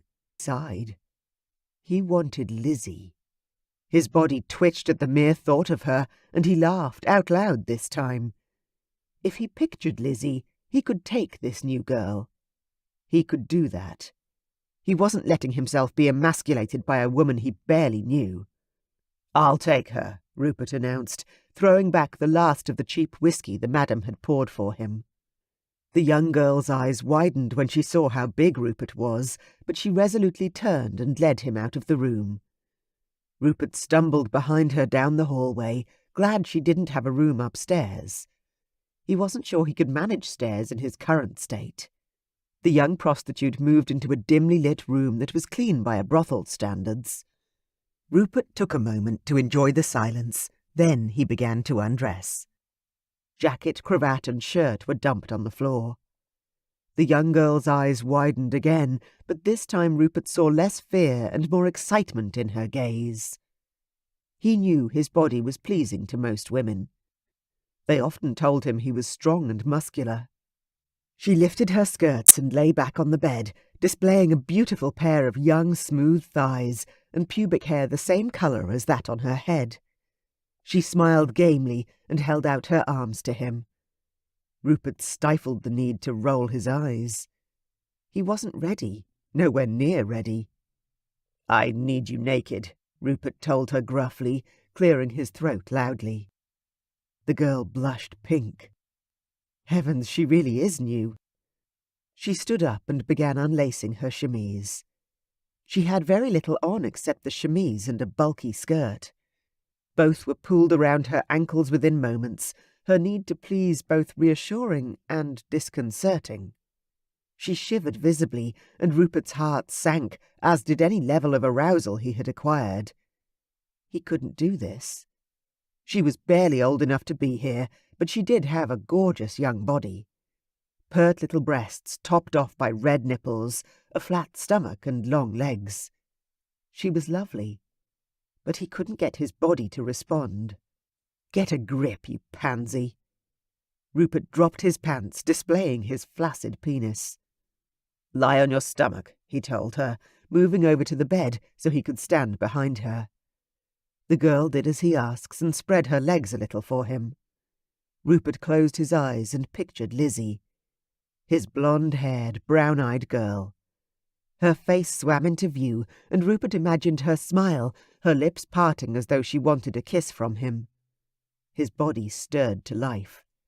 Rupert opened his eyes and ran his hands over the beautiful derriere of the girl in front of him, enjoying the satin-smooth skin and soft flesh beneath his fingertips. She turned her face slightly so that he could see her profile, and the momentary stirring dissipated instantly. His senses came alive, as though he had been sobered with a bucket of cold water. He could smell the other men who had been in this room. The girl in front of him wasn't Lizzie, and she didn't want him for anything more than the money she would be paid. He was absolutely disgusted with the whole situation, but most of all with himself, to the very depths of his stomach. He hauled up his pants and grabbed his jacket and shirt. "Thank you," he yelled, and still half undressed, he broke out the door. He couldn't stay in that room a moment longer. He'd truly embarrass himself if he did. The madam walked into the foyer to see who was making such a racket, her eyebrows high in surprise when she saw him.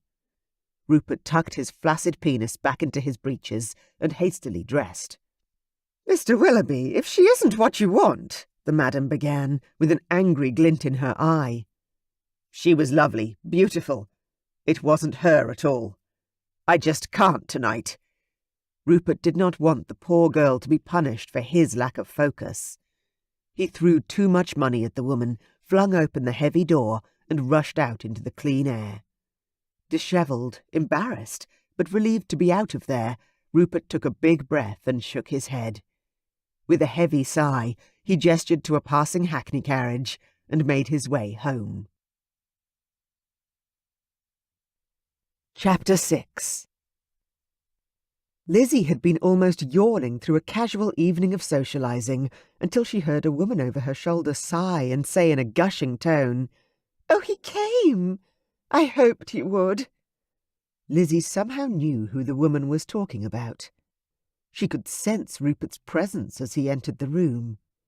She closed her eyes, fighting the urge to drop her head into her hands. She knew Rupert was a rake. Every woman in London seemed to know him intimately, but did that fact really have to be thrown around like the latest fashion? Lizzie had assumed that such knowledge about a gentleman would make him distasteful. Unfortunately, nothing about Rupert seemed to be off-putting. Instead, the knowledge of how desirable everyone found him made her nervous, and the fact that he still seemed to be pursuing her, despite all her refusals to play his game, made her excited. To admit anything less would be a lie. She enjoyed the interest in his eyes and the feminine satisfaction of having such a masterful male want her. Lizzie turned to the elderly lady beside whom she'd been sitting and asked her a question about how she had enjoyed her dinner.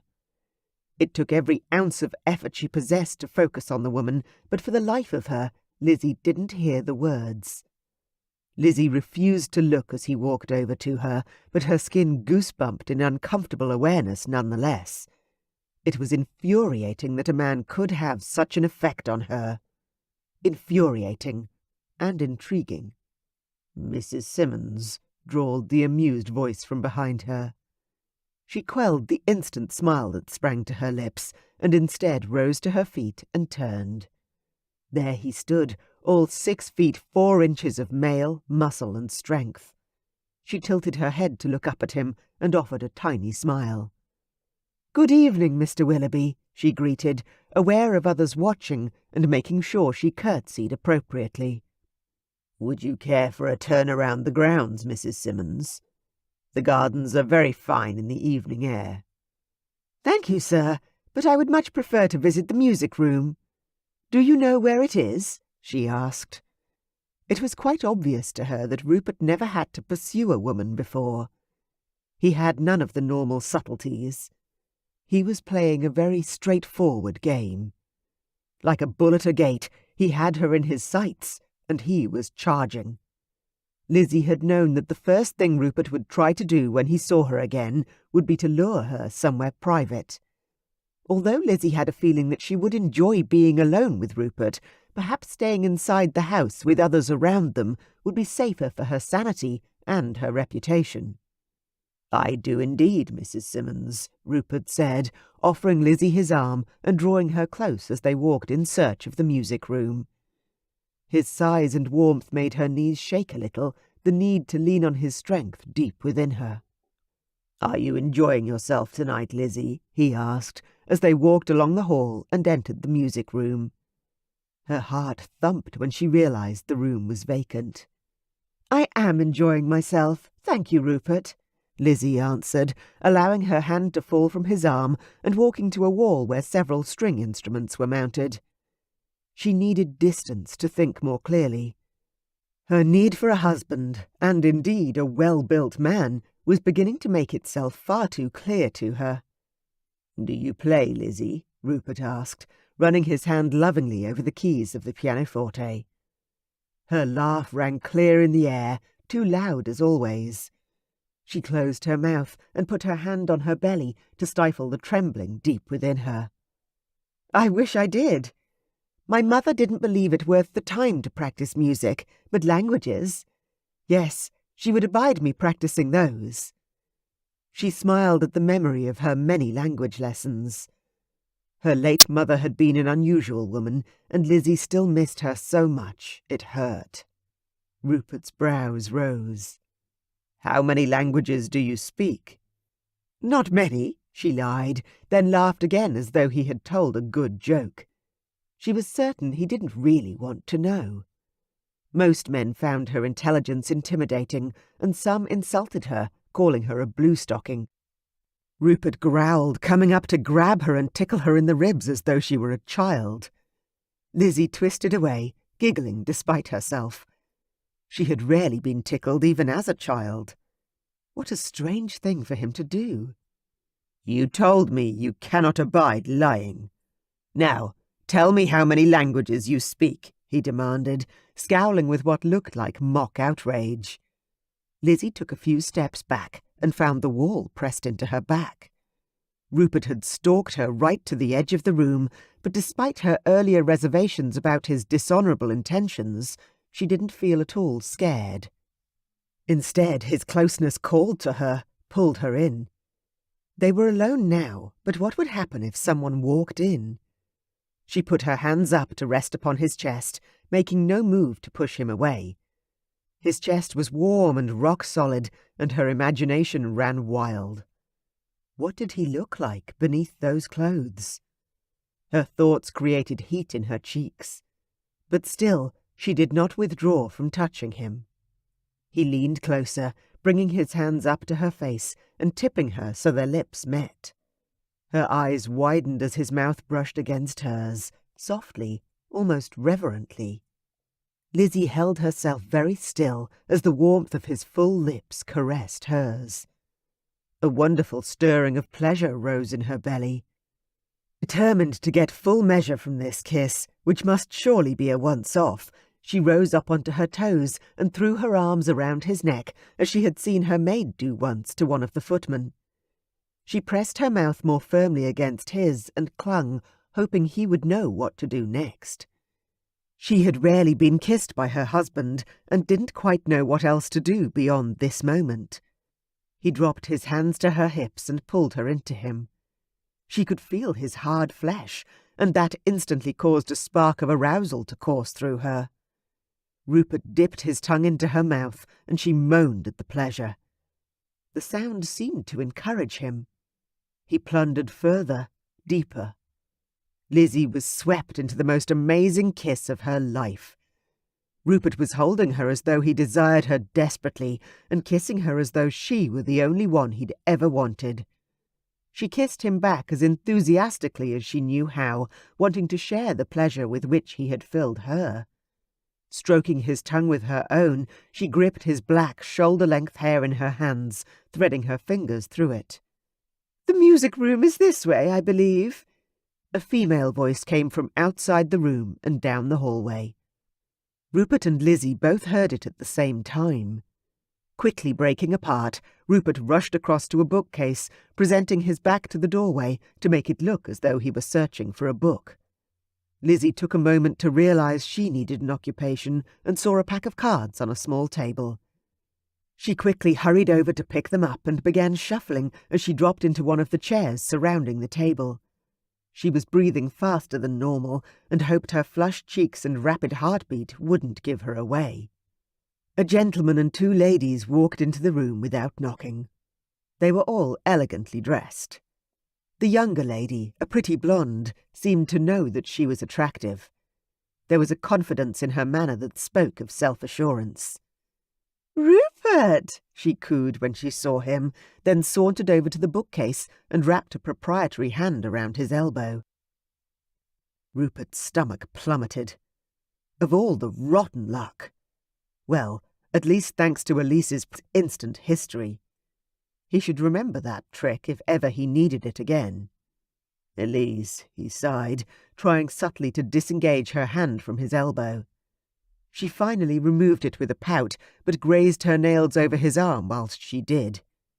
Rupert suppressed a shudder. "Elise, we'll meet you in the parlour?" The older, darker-haired lady inquired, moving toward the door with a sly smile. Elise nodded and smiled her thanks, then turned stony eyes on Lizzie. Despite her obvious unease, Lizzie started laying out the cards on the table in front of her to start a game of patience.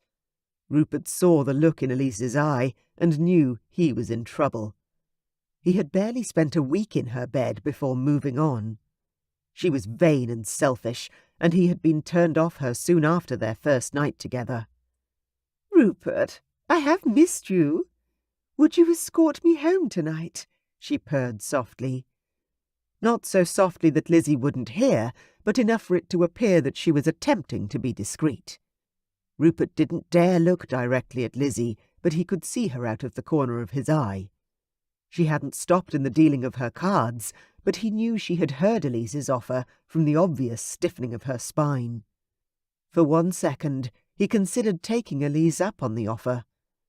It was true that she was a rather nasty woman, but she would let him sate his desire in her body all night if he wanted. He would finally be rid of some of this tension.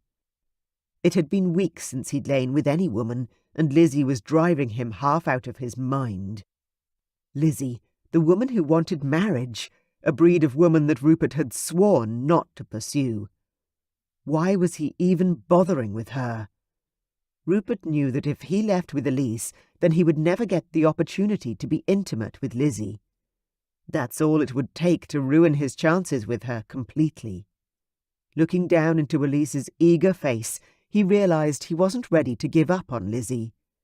He may not want marriage, but this overly willing woman would not fill the need inside him. It went so much deeper than the needs of his body. He didn't know how to articulate what he wanted, but somehow he knew that Lizzie held the key.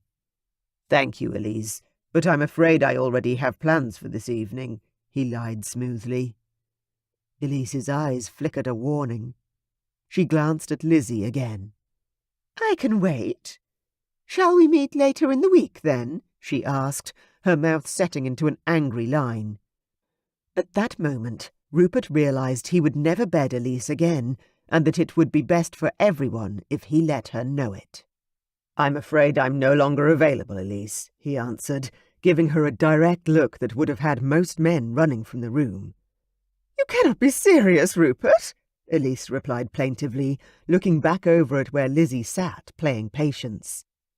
She placed both hands on her hips, and her face began turning red. "Tell me, that little mouse is not the reason for denying me," she demanded, pointing at Lizzie. Rupert clenched his jaw and inhaled sharply through his nose. "Mrs. Simmons has nothing to do with the situation, Elise. Leave her out of this. I am not interested in you any more.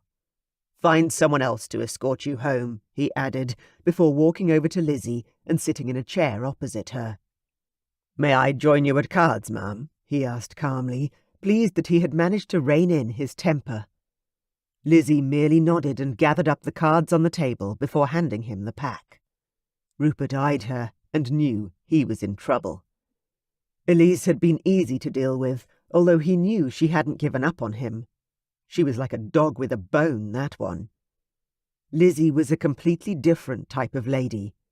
She seemed deep in thought, no longer lost in feeling or as carefree and happy as she had been before Elise walked in. He was in deep, deep trouble. "I'm sorry you had to witness that," Rupert apologized. He had always relished his rake-hell reputation, as it gave him free rein to do what he wanted, whenever he wanted. No one ever expected anything from him except a good time while it lasted. For the first time in his life, he actually wished his reputation wasn't quite so obvious. How was he going to gain the trust of this beautiful and sincere person when women were practically seducing him in front of her? "I'm sure it happens often enough." Lizzie shrugged as if uncaring, but her sad face drove home the truth. She wasn't unmoved by what had just happened. Rupert smiled politely, not quite sure how to handle this situation. Frequently, he'd had jealous ladies competing for his attention, and even several ex-mistresses in one room at once. It had been rather entertaining. This was very different. For the first time ever, he actually cared about what the lady in front of him was thinking and feeling. He wanted to make her happy, not sad. "Shall we play poker? I assume you know how to play," he said. As an army widow, he assumed she'd likely know a number of card games. Lizzie stilled. "Of course I know how to play poker." Rupert grinned at the acerbic edge in her tone and dealt the cards, relief coursing through him in calming waves. Were they back on an even keel once again? He hoped so. "Do you have a current mistress, Rupert?" His head lifted in shock, staring at the lady who had just asked one of the most forthright questions any woman had ever asked him.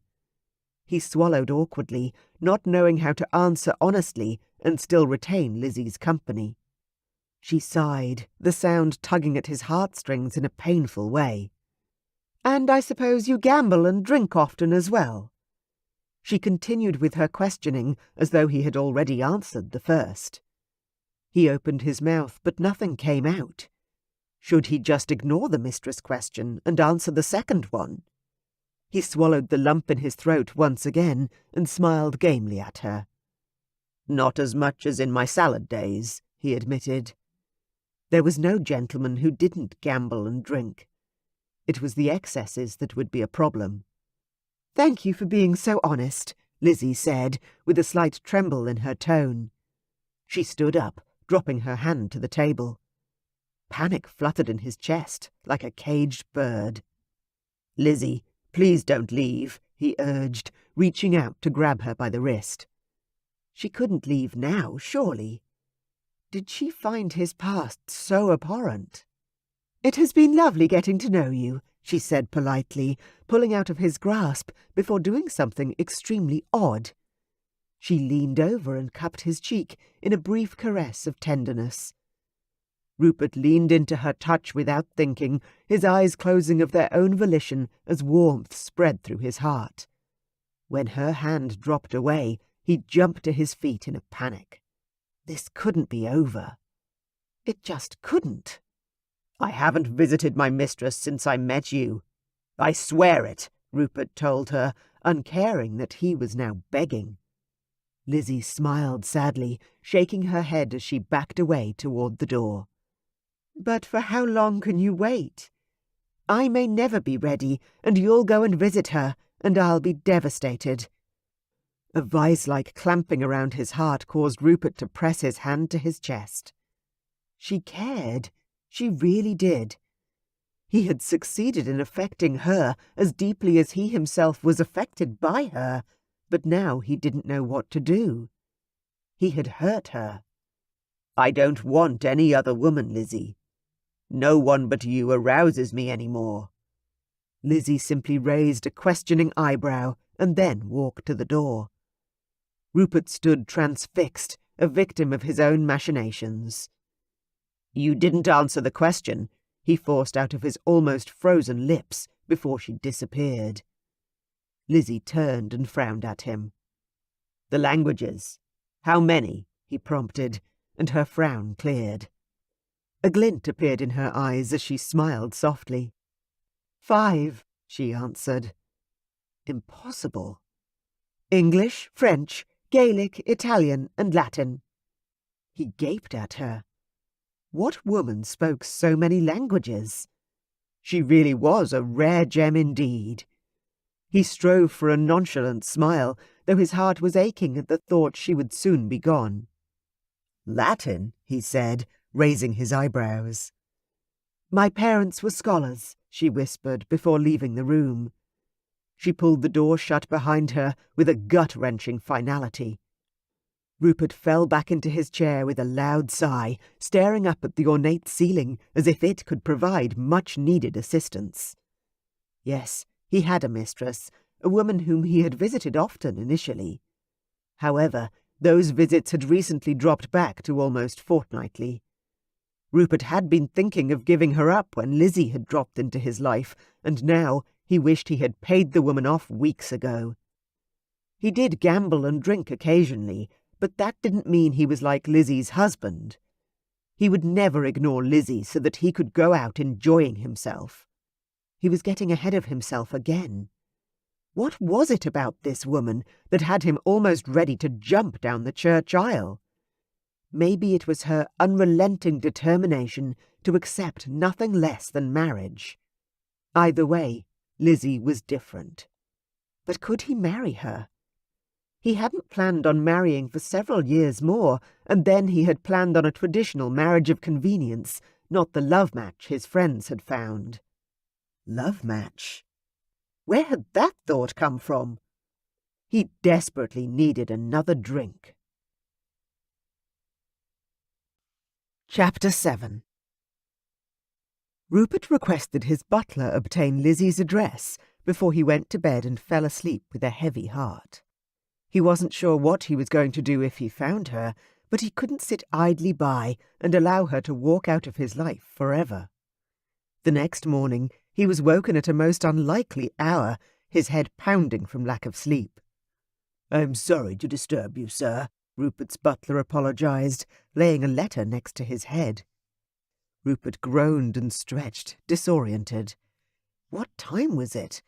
It could barely be dawn. "What is it?" he grumbled, running his hands down his face and groaning again as he blinked slowly awake.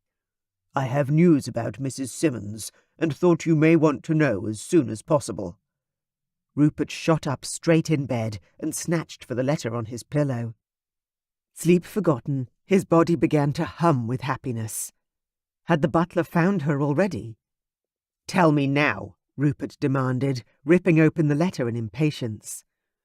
"Mrs. Simmons received a missive yesterday requesting her presence at a country estate in Kent. Her estate, I believe." His heart sank at the news. "She's gone." His shoulders dropped, and the letter fell to the sheets. How had his butler found out this news in such a short space of time? "I believe it is only for a few days, sir." The butler nodded impassively, but remained standing beside him as if he hadn't finished imparting his information. Lizzie owned a country estate. Why did he not know this? Perhaps her late husband had left it to her. Or her parents. "Is there anything else, Grimmett?" Rupert asked impatiently, glaring up at the starched man. "The estate is several hours' drive away, sir. If you wanted to surprise the lady, perhaps, you could arrive for lunch." Rupert's nervous belly did a little lurch and a skip. He nodded and smiled up at the man standing above him. "Order a bath, if you would, Grimmett." The older man's lips kicked up in a rare smile, and he bowed out of the room. Rupert leapt out of bed and pulled on some drawers. Stretching out his back, he began pacing restlessly within his room. The servants brought in his bathtub, then left to retrieve hot water. He walked over to the window and opened the curtains, letting daylight into his usually dark bedroom. He couldn't leave things as they were between him and Lizzie. He needed to tell her why he was the way he was, and perhaps explain why it would be advantageous for both of them to indulge in a brief affair for their mutual pleasure. She had responded well to his kiss, and he knew he could give her so much more pleasure in the bedchamber if she allowed him the time. "Today is the day," he vowed, watching the sun rise over the far hills for the first time since he was a child. Upstairs in her bedroom, Lizzie was having her hair arranged by her lady's maid when the housekeeper burst in, all aflutter. "Ma'am, you have a visitor!" The elderly woman before her practically bounced as she spoke, unable to contain her obvious excitement. The overly plump lady was flapping her hands like a bird. "A visitor?" Lizzie repeated, handing her maid a pin from the dresser and trying to hide her smile as she envisioned her housekeeper as a goose at Christmas luncheon. Who would be visiting me? She had only arrived late the day before. Surely gossip in this part of the country couldn't be quite so speedy. "Yes, the Honourable Mr. Rupert Willoughby has called on you." Lizzie's heart flip-flopped, and she gasped as panic descended. He couldn't really be here, surely. She swallowed the lump in her throat and turned away from the mirror. "Did you say the Honourable Mr. Rupert Willoughby?" Lizzie repeated slowly. The housekeeper nodded, her face flushed like a teenage girl's. "Tall, well-built, wavy hair," Lizzie began. "And bright blue eyes," the housekeeper finished for her. "Pardon me, ma'am." Lizzie sighed and let the hand that held another pin drop into her lap. It had to be him. No one would know of their association enough to say it as a joke, and no one else looked like Rupert in any way. He was certainly striking, especially with those eyes. Lizzie stood up on legs that were suddenly a little shaky. She'd had a great deal of time to think on her carriage ride to the estate, and during the previous night, when she'd barely gotten any sleep. Something strange was happening to her. All she could think about was that kiss and how it had made her feel. She wanted Rupert. She finally admitted that to herself as the sun rose this morning. She desired him on a physical level that she had never experienced before. She had never believed she could feel such things. Perhaps it wouldn't be such a bad thing if she had a short affair with this gentleman before she remarried. She had no one else in mind as yet, as no one had caught her attention in any way. Maybe he could teach her about passion and about the pleasure that was to be found in the bedchamber, if such a thing was to be pleasurable at all. Lizzie was sure that Rupert would know. It may also help her in keeping her future husband happy and secure. Perhaps it wouldn't, but Lizzie knew she didn't want to miss out on this very rare opportunity. Rupert had made it crystal clear he was not the marrying type, and she wasn't sure that she would even want a man like him as her husband. He was wild and irresponsible. He probably couldn't support himself, let alone a wife. There was evidence to the contrary, of course, but she didn't want to think too much on the virtues of the Honourable Rupert Willoughby. She already liked him a little too much. If she happened to fall in love with a rake, then she would indeed turn out to be the fool. She looked once in the mirror to check her hair and dress, to see that her appearance was respectable. There was nothing opulent about her attire, but she looked neat and tidy. She smoothed the material at her waist and descended the stairs. "The gentleman is waiting to see you in the sitting-room, ma'am," the butler told her with genuine warmth. His old, wrinkled face lit up with a rare smile. Lizzie suppressed the need to groan. Why was everyone so happy to see her getting attention from a male? It wasn't like he was a suitor. "Thank you, Leaves. Mr. Willoughby is a friend from London who has travelled up with some news, I believe. Would you be so good as to show him to the dining-room and make sure there is an extra place for him at luncheon?" She barely succeeded in keeping a straight face as she told the white lie. This butler had known her since she was in the nursery, and it was a little embarrassing to have to explain to him who Rupert was, despite the innocence of their association thus far. "Of course, my lady." The man bowed, looking a little disappointed at her explanation.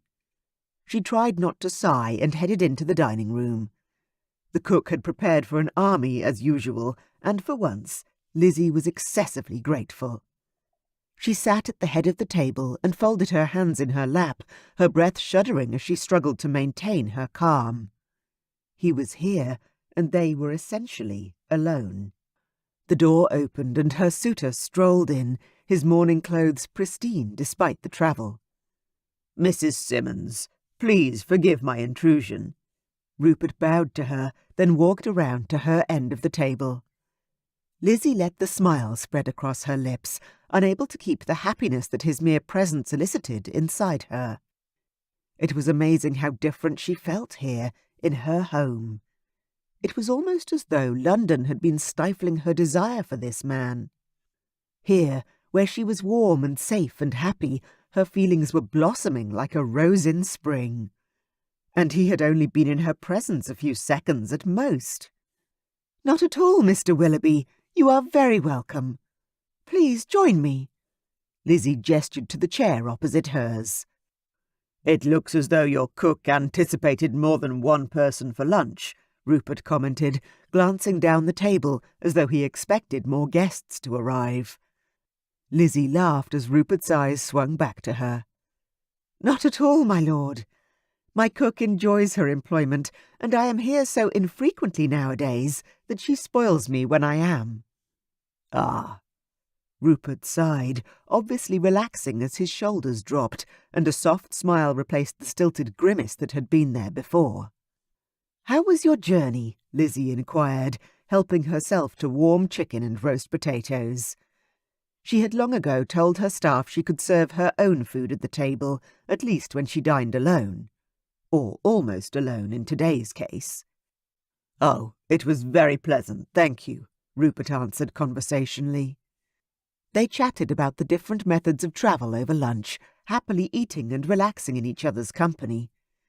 It was the worst possible thing for Lizzie's desire to have a simple affair with this man, as she could see herself doing such a thing every single day.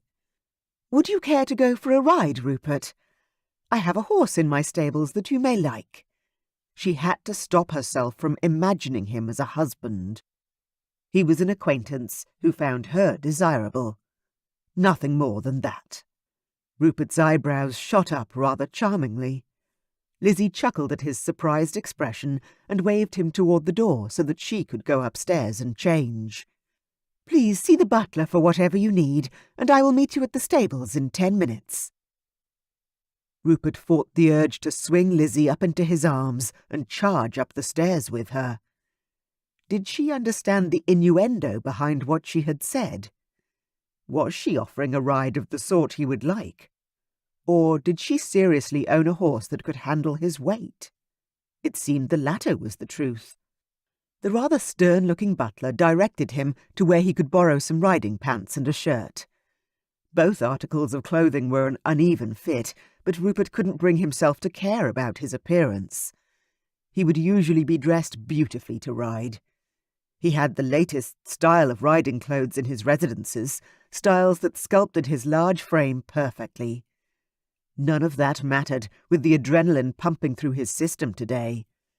He was so excited to see what Lizzie had in store for him. She had been noticeably warmer at lunch, and he could barely suppress the manic grin that wanted to spread across his face as he headed out to the stables. They were very well maintained, with several staff on hand. Lizzie lived very comfortably indeed. "I see you found our stables, Rupert," Lizzie greeted him with a smile as she walked into the building that housed her horses. Rupert's breath caught in his throat, and all he could do was nod at her. Her riding jacket was slightly too tight and curved around her ample breasts like a lover's caress. She looked so delicious, he wanted to drop to his knees and eat her up right there in the hay. She was so tiny he could have picked her up and carried her home, but again there was a strength in her that he was determined not to ignore. "What horse do you have that you think can handle me, Lizzie?" Rupert asked lightly, trying his best not to put too much innuendo into his question. She was, after all, a true lady, and he had no desire to offend her if she didn't mean anything by her offer. "This one," Lizzie announced in a similar light tone, opening the door to a stable further down the row. Rupert stepped forward. Inside the stall was a huge bay stallion. He was restless and pacing, in obvious need of exercise. "He's beautiful." Rupert marched close, unable to keep the awe from his voice as he reached out a hand and stroked the stallion's neck. Lizzie smiled and entered the stall with him. "You couldn't have surprised me at a better time. This fellow is on loan for breeding purposes, but he almost injured one of the mares yesterday. The grooms have been saying that he needs a good solid ride to settle him down, and yet none of them are game." Lizzie smiled up at him, and again Rupert wondered at her words. Did she know what she was inviting when she talked of such things?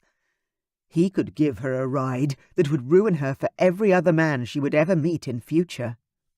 "Lucky I decided to call on you then," Rupert agreed, treading carefully. "Yes, it is." Lizzie walked over to a stall opposite and signalled to one of the grooms. "Please saddle up Thunder for Mr. Willoughby and have Rose readied for me."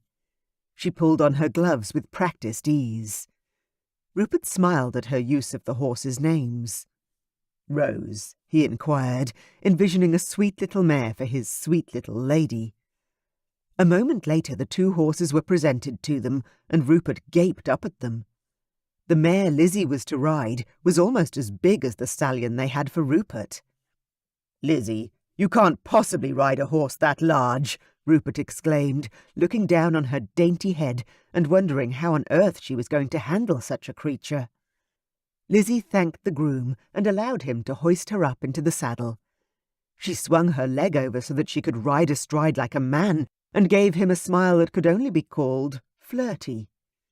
"I can handle a large animal, sir," she said. And with that, she turned the huge mare around and broke into a trot. Rupert laughed out loud at her feisty wordplay and swung up onto the massive stallion. He hadn't ridden in the country for months and was looking forward to a punishing gallop. London had so many rules, he had barely been allowed to canter in town. He trotted up next to Lizzie and called out, "If this stallion is in a rut, is it safe to have your mare so close to him?" Lizzie laughed again, her lovely long hair blowing in the breeze behind her. Rupert shifted in his saddle as his body throbbed and his skin heated. There was no other woman he would rather be with. Her laugh was the most magical sound in the world and gave his very soul pleasure to be around. "Rose is his mother. She won't put up with any nonsense." As though to prove Lizzie's point, Rose snapped her teeth at her offspring, and he slowed down to match her gait. Rupert laughed out loud, surprised to be having such a good time.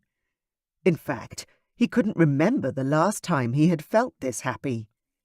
"Ready?" Lizzie asked, turning Rose's head so that they faced an open and empty field. Rupert turned Thunder in the same direction, nodding in agreement, despite not knowing exactly what she had in mind.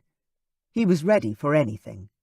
Lizzie squeezed with her thighs and dug in her heels.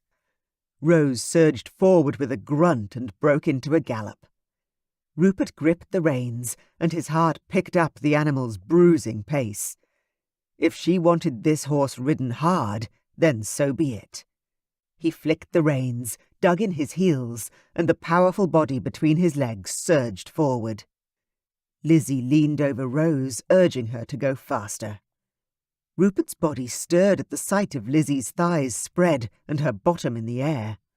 He kicked his stallion harder. The powerful body surged and raced ahead. Rupert let the horse have its way. He ran through a thicket of trees and clear across another field. Sweat trickled down his brow, and he wiped it away, eventually pulling the horse back to a trot. The horse, too, was breathing hard, but seemed fit and ready for more.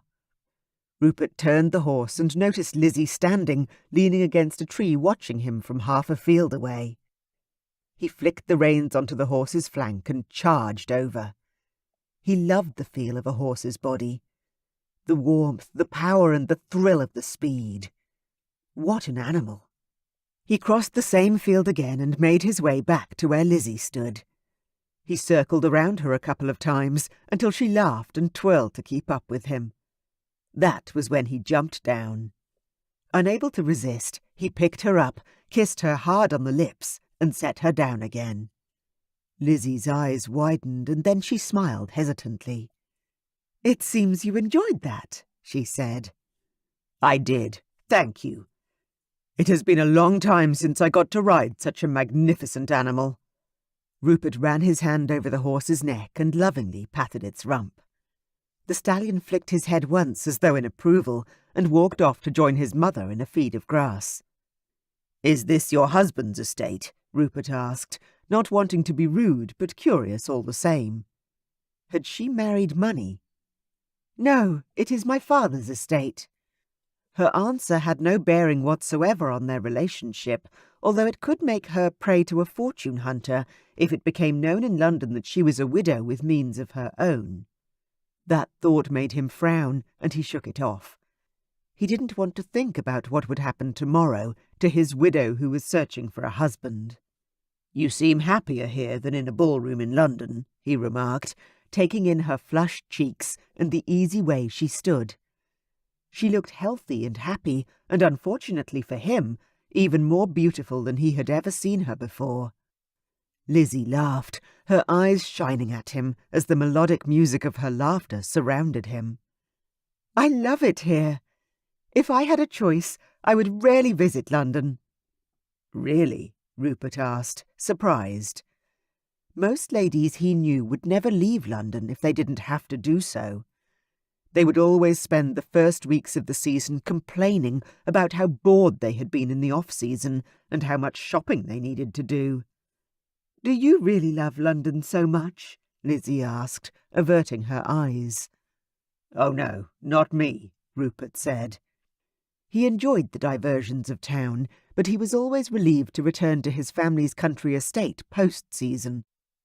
6 months in London was quite enough. "I haven't met many ladies who prefer the country to town." Lizzie looked up, cocking her head to one side. "Well, sir, perhaps you have not been associating with the right sorts of ladies."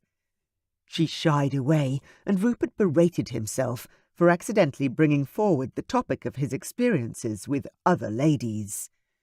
He walked over to where she had flounced off and pulled up her chin so that she had to look at him. "Perhaps I haven't," he agreed, using his other hand to pull her into him. Lizzie's hands came up to his chest, and she tiptoed up to meet his lips. Rupert captured her sweet mouth, sighing in bliss. It was so good to have his hands on her again. It was not just good, it felt right. A rumble of thunder sounded in the distance, and Lizzie pulled away from Rupert's embrace. "We'd better get back before it starts pouring." She sighed and walked over to the horses, rearranging her clothing on the way. "Race you back to the house," she said, laughing as she ran over to Rose. Rupert followed and effortlessly hoisted her up onto her saddle. Striding back to his own horse, he quickly mounted. He could smell the rain now. It wasn't far away. "Let's go!" He flicked his head at the house and grinned like the devil himself. She'd better ride fast. He couldn't wait much longer to get his hands on her. They rode back at a punishing pace, the drop in temperature and slight sweetness to the air forcing them to move quickly. The heavens opened up just as they arrived back at the stables. There was only one groom on duty, and he took both horses inside to care for them. "We'll wait in the adjoining stable for the rain to stop if you need us," Lizzie called out to the groom, ducking out into the rain to run across to another outbuilding. "Make sure you don't need us," Rupert said in a forceful tone, making it clear to the young groom that they wanted to be alone. The man nodded in understanding as he led the horses back for a much-needed rest. Rupert stalked after Lizzie through the heavy rain, stepping into the clean, spare stables and shaking his hair. Lizzie had removed her wet coat, hat and gloves and was inspecting her riding habit for damage.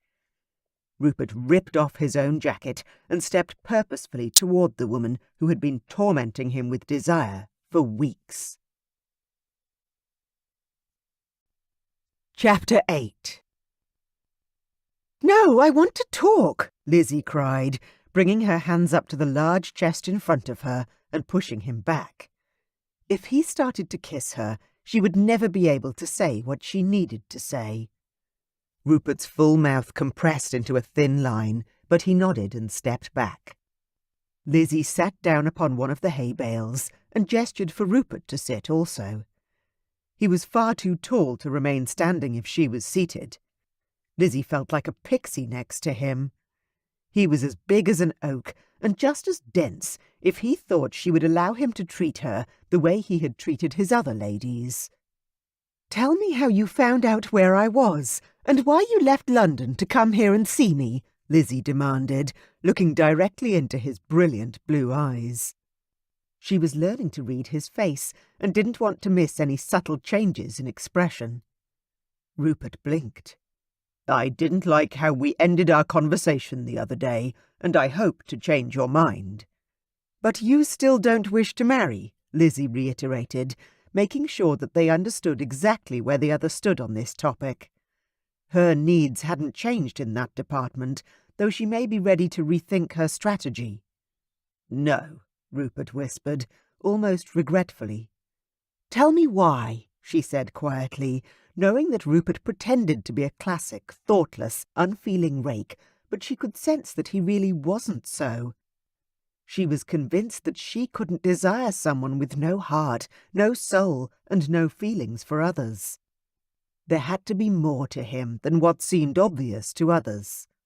"Marriage is for men who want to stop living the life they have," Rupert spouted, throwing in a charming smile. That was an attempt to escape her interrogation, she was sure. "Do you still see your mistress?" Lizzie asked, watching his face carefully, ready to pounce on any sign of lying. "No," Rupert told her, looking her directly in the eyes. Why not? She knew that Rupert had convinced himself that he wasn't ready to marry, but if he had given up his mistress just so he could be with her, didn't that indicate a stronger than normal desire? "We had tired of each other." Rupert smiled charmingly, and Lizzie saw the truth in that statement. However, he wasn't telling her the whole truth. She could see his eyes were shadowed. There was something he didn't want her knowing, she was sure. "Do you have a new mistress?" Lizzie asked, as lightly as possible. Could he have found someone else in the past few days? "No, not yet," Rupert said quietly, his eyes beginning to burn. "Why not?" Lizzie asked, pushing for more information. It seemed that he was willing to change his life for her, travelling out of London and giving up his mistress, but for how long would this last? "Because I want you," Rupert declared, with soul-burning intensity. "Only me?" Lizzie asked, standing up on shaking legs. Rupert twitched uncomfortably, obviously not liking where the conversation was heading. "Lizzie." "Only me," she repeated, this time more demand than question. Rupert nodded sharply, and Lizzie mimicked the move, happy in part. "Tell me why you don't wish to marry," she asked again. If she was going to throw away her morals and indulge in a purely physical affair with Rupert, then she needed to know more about him. "I told you," he began, his eyes flashing. "No, you lied to me. Tell me the real reason," Lizzie demanded, all 5 feet 4 inches of her body rigid and determined to ascertain the truth. Rupert looked away and tapped his fingers against his knees for a moment, then finally spoke. "Because, unless I can have a marriage like Archie's and Oliver's, I don't wish to marry." "You think it's impossible to have a union like those of your friends?" Lizzie asked, surprised he felt that way. Surely Rupert could see that if his friends could find happiness, he could do so also. "Not impossible, but a love match is rare in our society. The norm is to be trapped into a marriage, as are most of the ton gentlemen, or even into a forced marriage owing to circumstance. I don't want a union like my brother's." Rupert all but whispered the last words. Lizzie let a breath out slowly, her heart aching at the pain she heard in Rupert's words, but she pushed forward regardless. She needed to know why he was so terrified of the one thing she craved so much. "Tell me, why is the thought of a love match and subsequent marriage so horrible?" His lips twisted and his brow furrowed. "My brother's marriage started out with mutual affection, but as the desire for a male heir brought more and more daughters, any real feelings that were once there between them turned to hatred," Rupert explained, almost choking on the words. "Is that why you are so adamant you don't want to marry yet? You don't want to be your brother's heir, so you're letting it turn you off marriage entirely?" Lizzie's mouth fell open. That was not rational, although she understood his abhorrence to the weight placed upon him. Since his brother had failed to provide a legitimate male heir, Rupert would now be responsible for siring the next Earl of Sweeting. He would hate to have that forced upon him, especially if it meant marrying for a reason other than love, as his friends had. "But your brother has 5 daughters. Can't daughters also inherit their father's estate in the absence of a male heir?" asked Lizzie. "Why shouldn't the next incumbent of the Sweeting estate be a countess instead of an earl?" Rupert shook his head. "Tradition," he replied. "The title of our house has always been carried by a male heir. Anything else is unthinkable." "This bias against female heirs is ridiculous," said Lizzie, with passion. "Traditions have to change." "They won't change so easily," replied Rupert. "Not in our time, at least. Can you imagine how ridiculous it would be to have the title holder of the Sweeting estate unable to attend to her duties because she is confined due to pregnancy?" "I would love it if you could have the courage to say that to our friend Charlotte, the Countess of Tother," said Lizzie dryly. "She hasn't allowed pregnancy to confine her one little bit. She'll be the next de facto Marquess of Hunting, mark my words. Besides, have you forgotten? England has already had several queens. Queen Elizabeth was one of the greatest sovereigns England has ever produced. So how can your brother allow this bias against females to destroy his marriage and pressure you? I think it's ridiculous." She sniffed to show her disgust. "Ah, Lizzie, good Queen Bess was a rare exception. She was uncommon. The truth is, a male heir is always better for the family, the estate, and the entire country. female heirs in general just destabilise the natural order." Lizzie's anger rose at Rupert's words, but she decided to keep it in check for the present time at least. "Marriage is so final.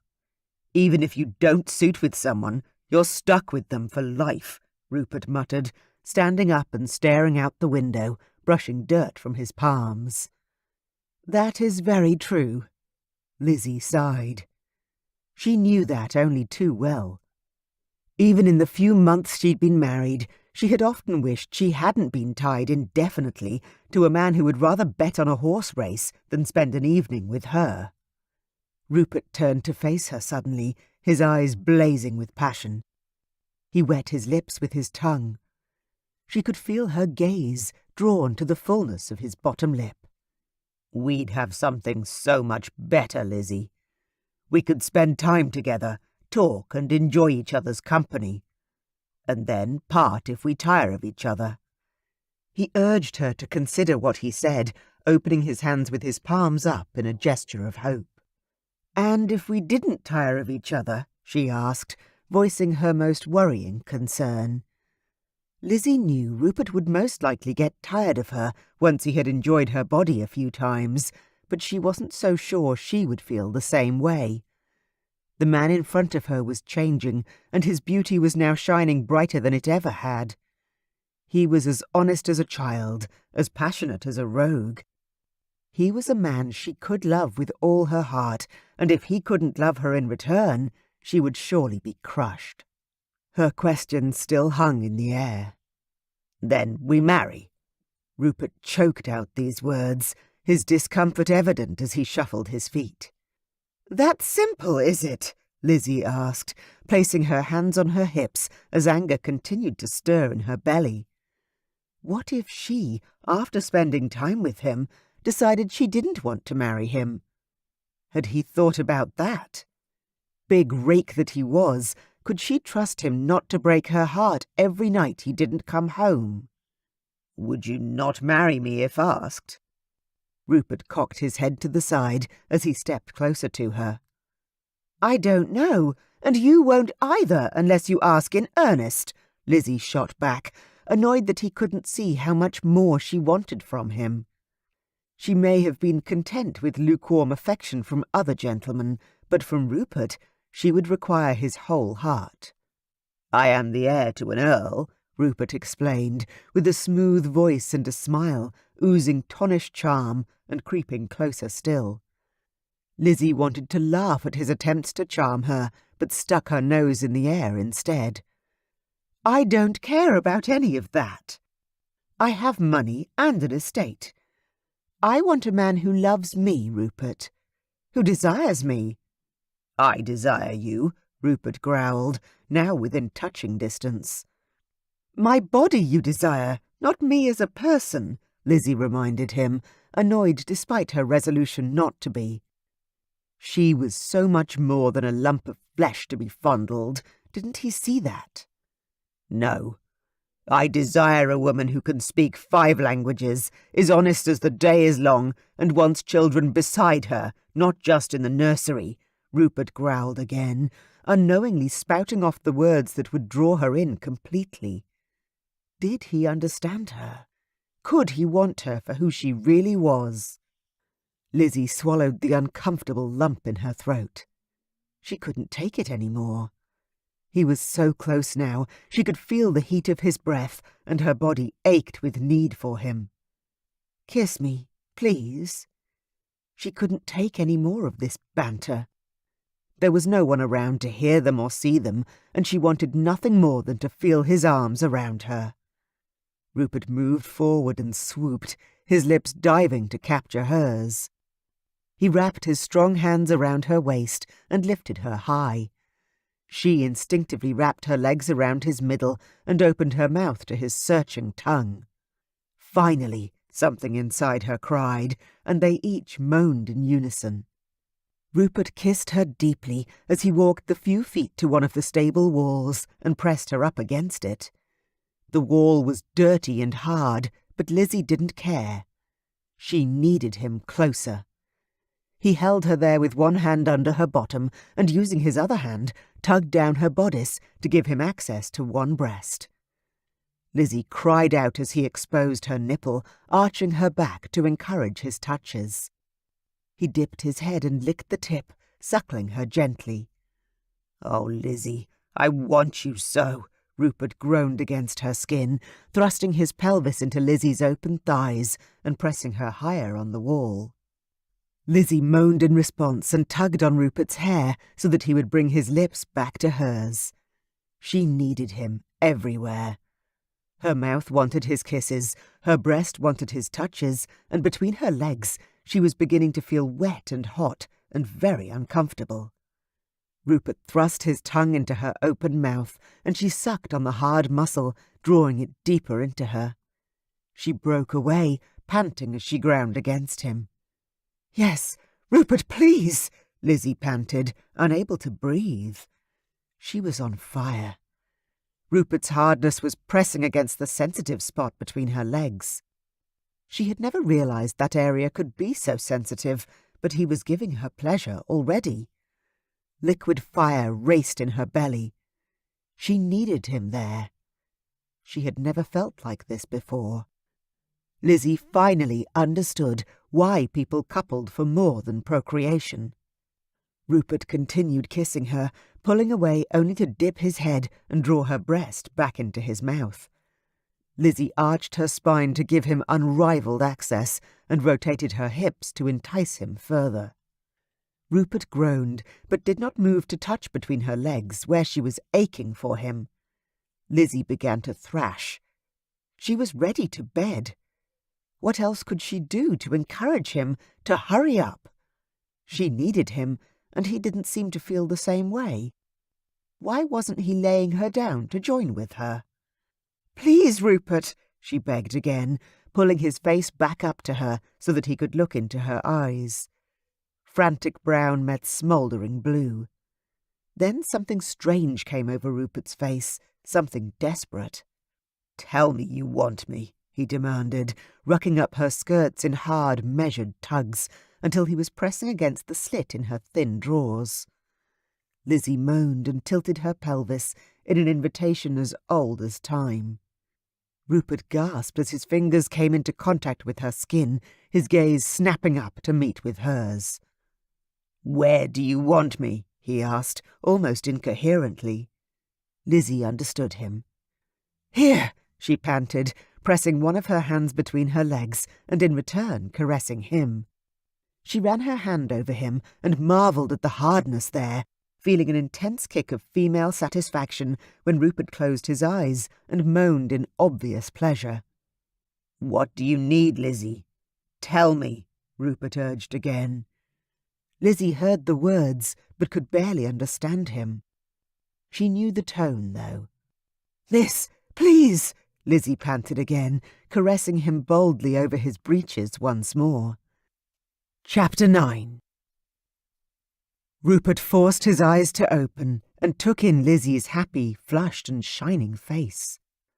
Unable to resist, he kissed her long and deep, feeling himself stir beneath her bottom. Lizzie pulled back and her expression changed. Her previously ecstatic eyes widened and a new smile replaced the old. Could he want her again? So soon after being sated? Impossible. She wiggled her bottom, and his flesh twitched and began to stiffen. A deep groan escaped his throat as blood began to pulse through him yet again. His arms around her and planted a kiss on top of her head where she'd collapsed against his chest. She didn't stir. "Lizzie," he whispered, but he was only answered by her soft, even breathing. Rupert let his head fall back against the stall door and held her tighter in his arms. It was so good to hold her like this. He had never spent the night with a woman before, even with his permanent mistress. He always preferred to go home to sleep in his own bed. The intimacy of sleeping together was always a step further than what he wanted to share with any of his women.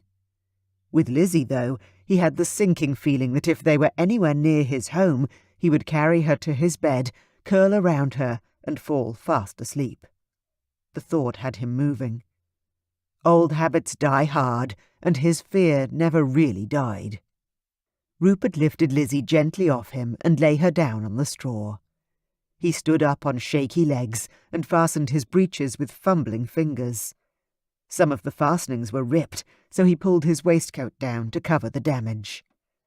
Lizzie's beautiful sleeping face made his chest ache. Could he really have a good marriage like his friends had? Is this how it had begun for them too? Strange feelings of tenderness with a person you had just met. Of everything being right with the world, despite it all being new. He righted Lizzie's bodice again, regretfully tucking her perfect breast away. Lifting Lizzie up into his arms, he was amazed again at how light she was. She stirred briefly while he carried her toward the house and lifted questioning eyes to his. "Shh, I'm going to tell them you have a headache and need to lie down." "Just close your eyes," Rupert crooned to her, grateful in a somewhat cowardly way that he didn't have to deal with the aftermath at this moment. She nodded gently, tucked her head into his neck, and fell into a deep sleep. The next day, Lizzie relived every moment of her time with Rupert in the stables. She even found herself running her hand between her legs during her bath, just to see why and how she had felt those moments of pleasure. She found she could, in fact, elicit some feelings using her own fingers, but it was nothing as intense as when Rupert had touched her. The difference between the moments with Rupert and the bedding she had experienced with her late husband was immense.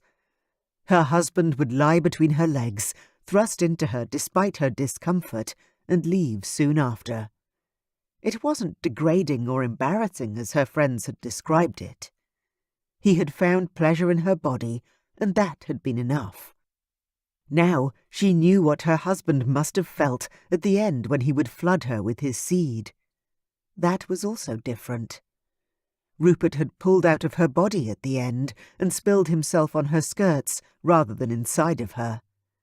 She assumed it was to prevent conception, although after being married for a year without any pregnancies, Lizzie feared that she was barren. Either way, his actions were thoughtful and showed his caring nature.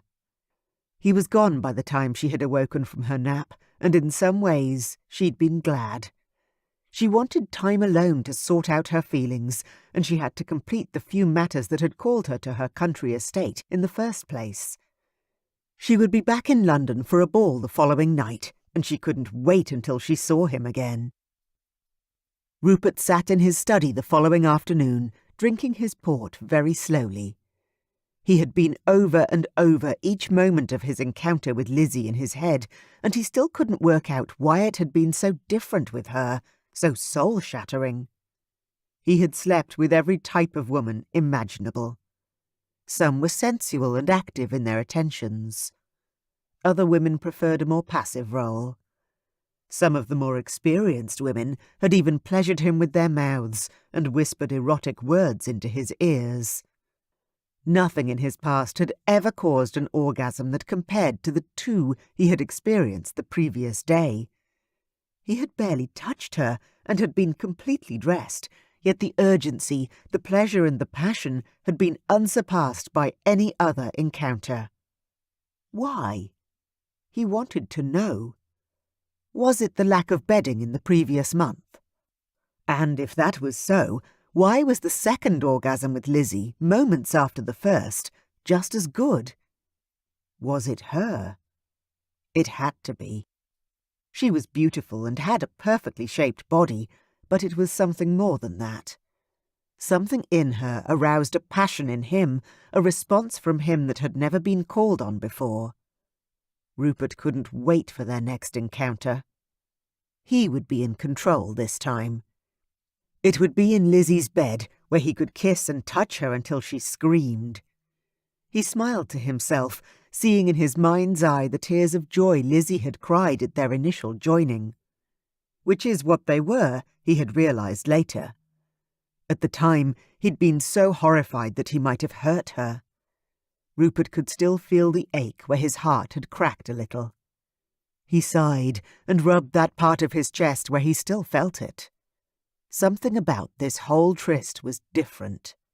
He wasn't sure if he was going to come out on the other side as the same man.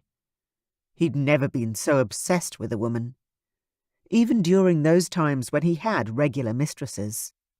He would dally with married women who offered themselves to him, but he had never been possessive. With Lizzie in his life, he desired no one else.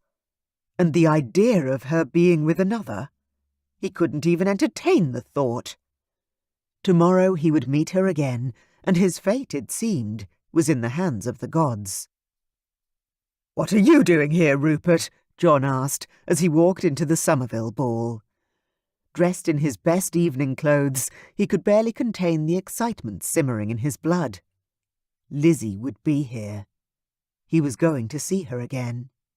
Wiping his face of any signs of emotion, Rupert raised an eyebrow at John. "Why wouldn't I be here? There are ladies aplenty." John huffed next to him. "Come, get a drink with me.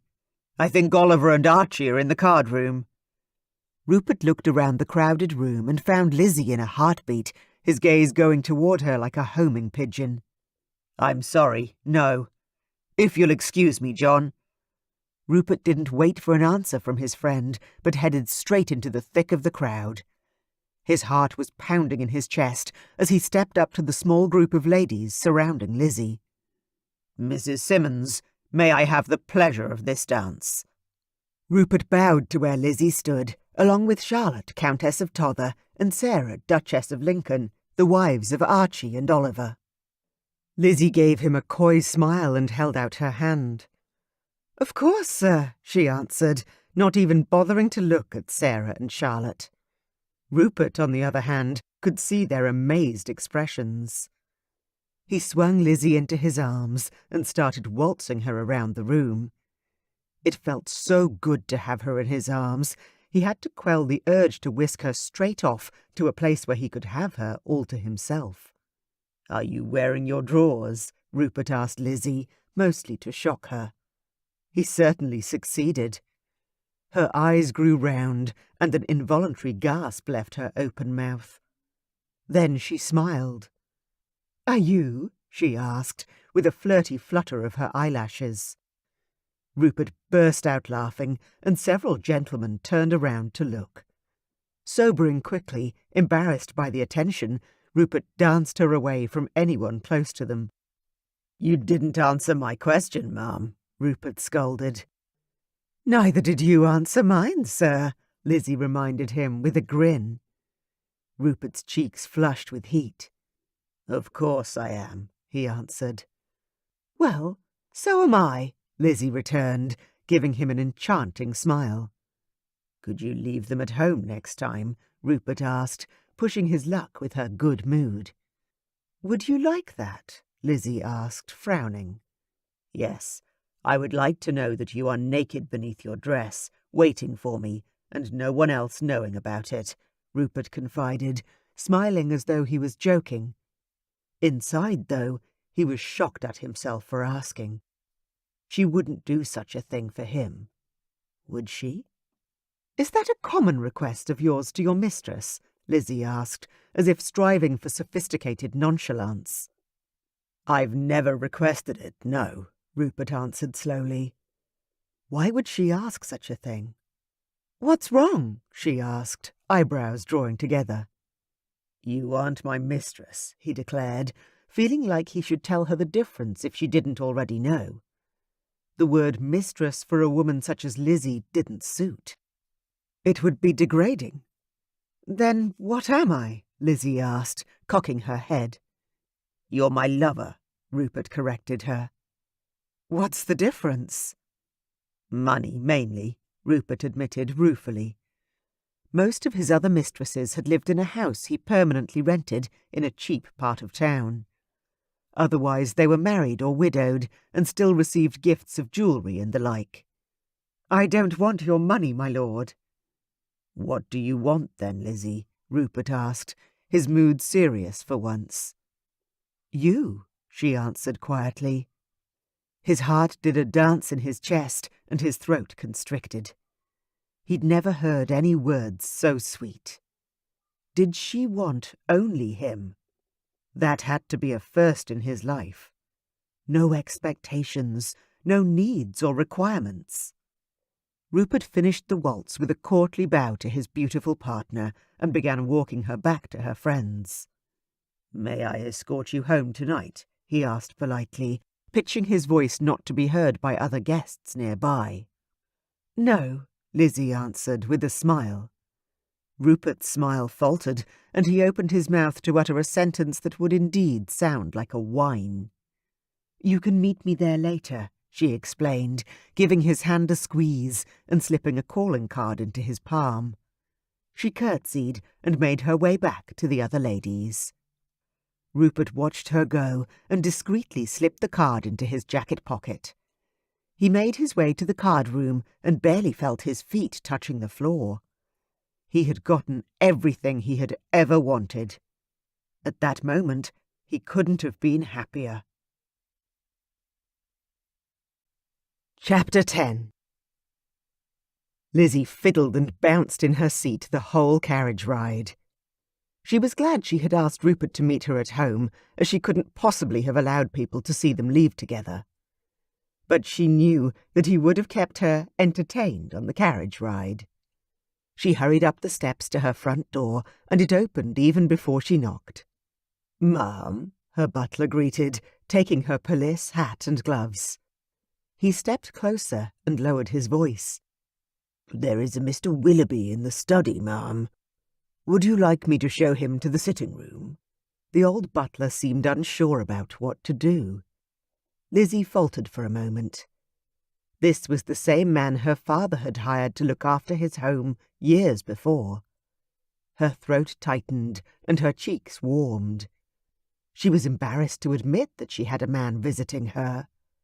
Well, that had to change, and her butler would have to get used to the idea, as Lizzie did herself. "No, my chamber. In about 15 minutes, please, Saunders." Lizzie spoke breathlessly. To his credit, the old butler's expression remained reserved. "Of course, ma'am." 15 minutes later, Lizzie was dressed in her sheerest nightgown, with her hair unpinned and falling down her back. Rupert knocked, but didn't wait for a response. Instead, he quickly entered the room. He seemed as restless as a caged animal. He stopped in his tracks when he saw her seated at her dressing table, his eyes widening. Then he began undressing. First his jacket, waistcoat and cravat, then he pulled off his boots and stockings. He left on his shirt and breeches and started toward her. Her belly tightened and her hands trembled as she moved them restlessly in her lap. He was here. Finally. "Are you feeling well?" Rupert asked, his brow furrowing. "Well?" Lizzie smiled and stood up, closing the short distance that separated them with a few quick steps. Her arrogant big man wanted reassurance that they were making the right decision. She could see it in his eyes. "I am very well. I am looking forward to this, Rupert," she whispered, reaching out for him. She finished unlacing his shirt and pushed the material from his shoulders. It was like unwrapping the best gift she had ever received. She'd never been more excited, not even on her wedding day. Her heart raced and a squeal caught in her throat. Tonight was going to be spectacular, and there was no downside, no risk. She knew Rupert would take care of her. As the shirt fell away, Lizzie gasped, taking a few moments to catch her breath. Rupert had a body that rivaled the one she had once seen in a pugilist match. Huge shoulders and massive muscular arms. Did he box to maintain his physique? Lizzie could stand still no longer, running her hands up his arms and over his chest in absolute enthrallment. He had a light covering of almost black hair over his golden skin, and she had the sudden urge to kiss every inch of his chest. Still too shy to do so, Lizzie contented herself with exploring the warm skin beneath her fingertips and smiled coyly up at the man who was allowing her to caress him in such a brazen style. Rupert held perfectly still, and Lizzie stepped so close there was no gap between their bodies. She rose up onto her tiptoes and pressed her lips to the hollow between his collarbones, savouring how warm and soft his skin was. Lizzie flicked her tongue out very gently to taste the skin there, and was rewarded with a groan from Rupert as his hands came around and roughly grasped her bottom. Only 2 layers of silk kept his hands from her skin. "Shh," she whispered, stroking his chest with her hands. "I won't hurt you." She didn't know where the words came from, but she felt like she had captured a wild beast, unused to the touch of a human. She didn't believe he was afraid of the physical side of things, but she sensed that he was skittish about any tenderness she might want to show him. Rupert closed his eyes and shuddered under her caress. She moved her hands to his breeches, unfastening them quickly and pushing them down his hips in one swift move. She had to slide down his front to accomplish this, and found herself eye to eye with his impressive manhood. She was amazed that his huge organ had fit inside her so well, but fit it had. Twice already. She looked up into his face, but Rupert's eyes were still closed. Unable to resist, she pressed a single soft kiss to the large head of his organ, thanking it for all the pleasure it had given her 2 days before. Rupert's breath hissed between his teeth, and Lizzie loved the fact that she was affecting him so much. She stood up again and ran her hands over his chest, amazed that he was allowing her to take such liberties with his body. Her husband hadn't even removed his nightshirt when he had come to share her bed. Now she had this amazingly virile, naked male in her bedroom and willing to let her explore with him. Lizzie stepped around Rupert's massive frame, running her hands lightly over his back and down to his sculpted behind. He was truly magnificent, like a warm, live sculpture of marble come to life. Rupert raised his hands and pushed her nightgown off her shoulders. She let it slide all the way down to her feet and stood in front of him, unashamedly naked. There was no need to be silly or embarrassed. She had, after all, been married, and there was no need to feign modesty now. A feral growl rolled out of him as he picked her up and placed her gently in the centre of the bed. Lizzie lay back against the pillows, not lifting her hands to cover herself. She had never been completely naked in front of a man before, and certainly not with the candles still lit. Rupert had shared himself with many beautiful women. Would he desire her still, or would she come up short in the comparison? Rupert shook his head. "Am I all right?" Lizzie asked nervously. Perhaps she was too small, or her breasts not full enough. "All right," Rupert croaked. "You are the most beautiful woman I have ever seen." He dropped a kiss on her lips, and she frowned. Lying wasn't necessary. She was already in bed with him. He didn't have to seduce her now. "You don't have to lie, Rupert. I'm not going to turn back now," Lizzie assured him, a little disappointed. Rupert laughed. A true, deep chuckle. "Lie? About what? Look at my face, Lizzie." Lizzie dragged her eyes up to meet Rupert's, his lie still hurting her inside. "You are the most beautiful woman I have ever seen," he repeated with emphasis, speaking slowly and clearly. She stared into his brilliant blue eyes and watched for any tightening of his mouth or ghosts in his eyes that would indicate an untruth. All she saw was fire. "Kiss me," Lizzie whispered, sliding her fingers into his shoulder-length hair and gripping the back of his skull. Rupert slid on top of her and captured her mouth in a profound and possessive kiss. Her head spun. As if he sensed her overwhelm, he moved back, then down her body, urging her legs apart. He took one of her nipples into his mouth, and she arched up, wanting him closer. Rupert sucked and gently bit one of her nipples.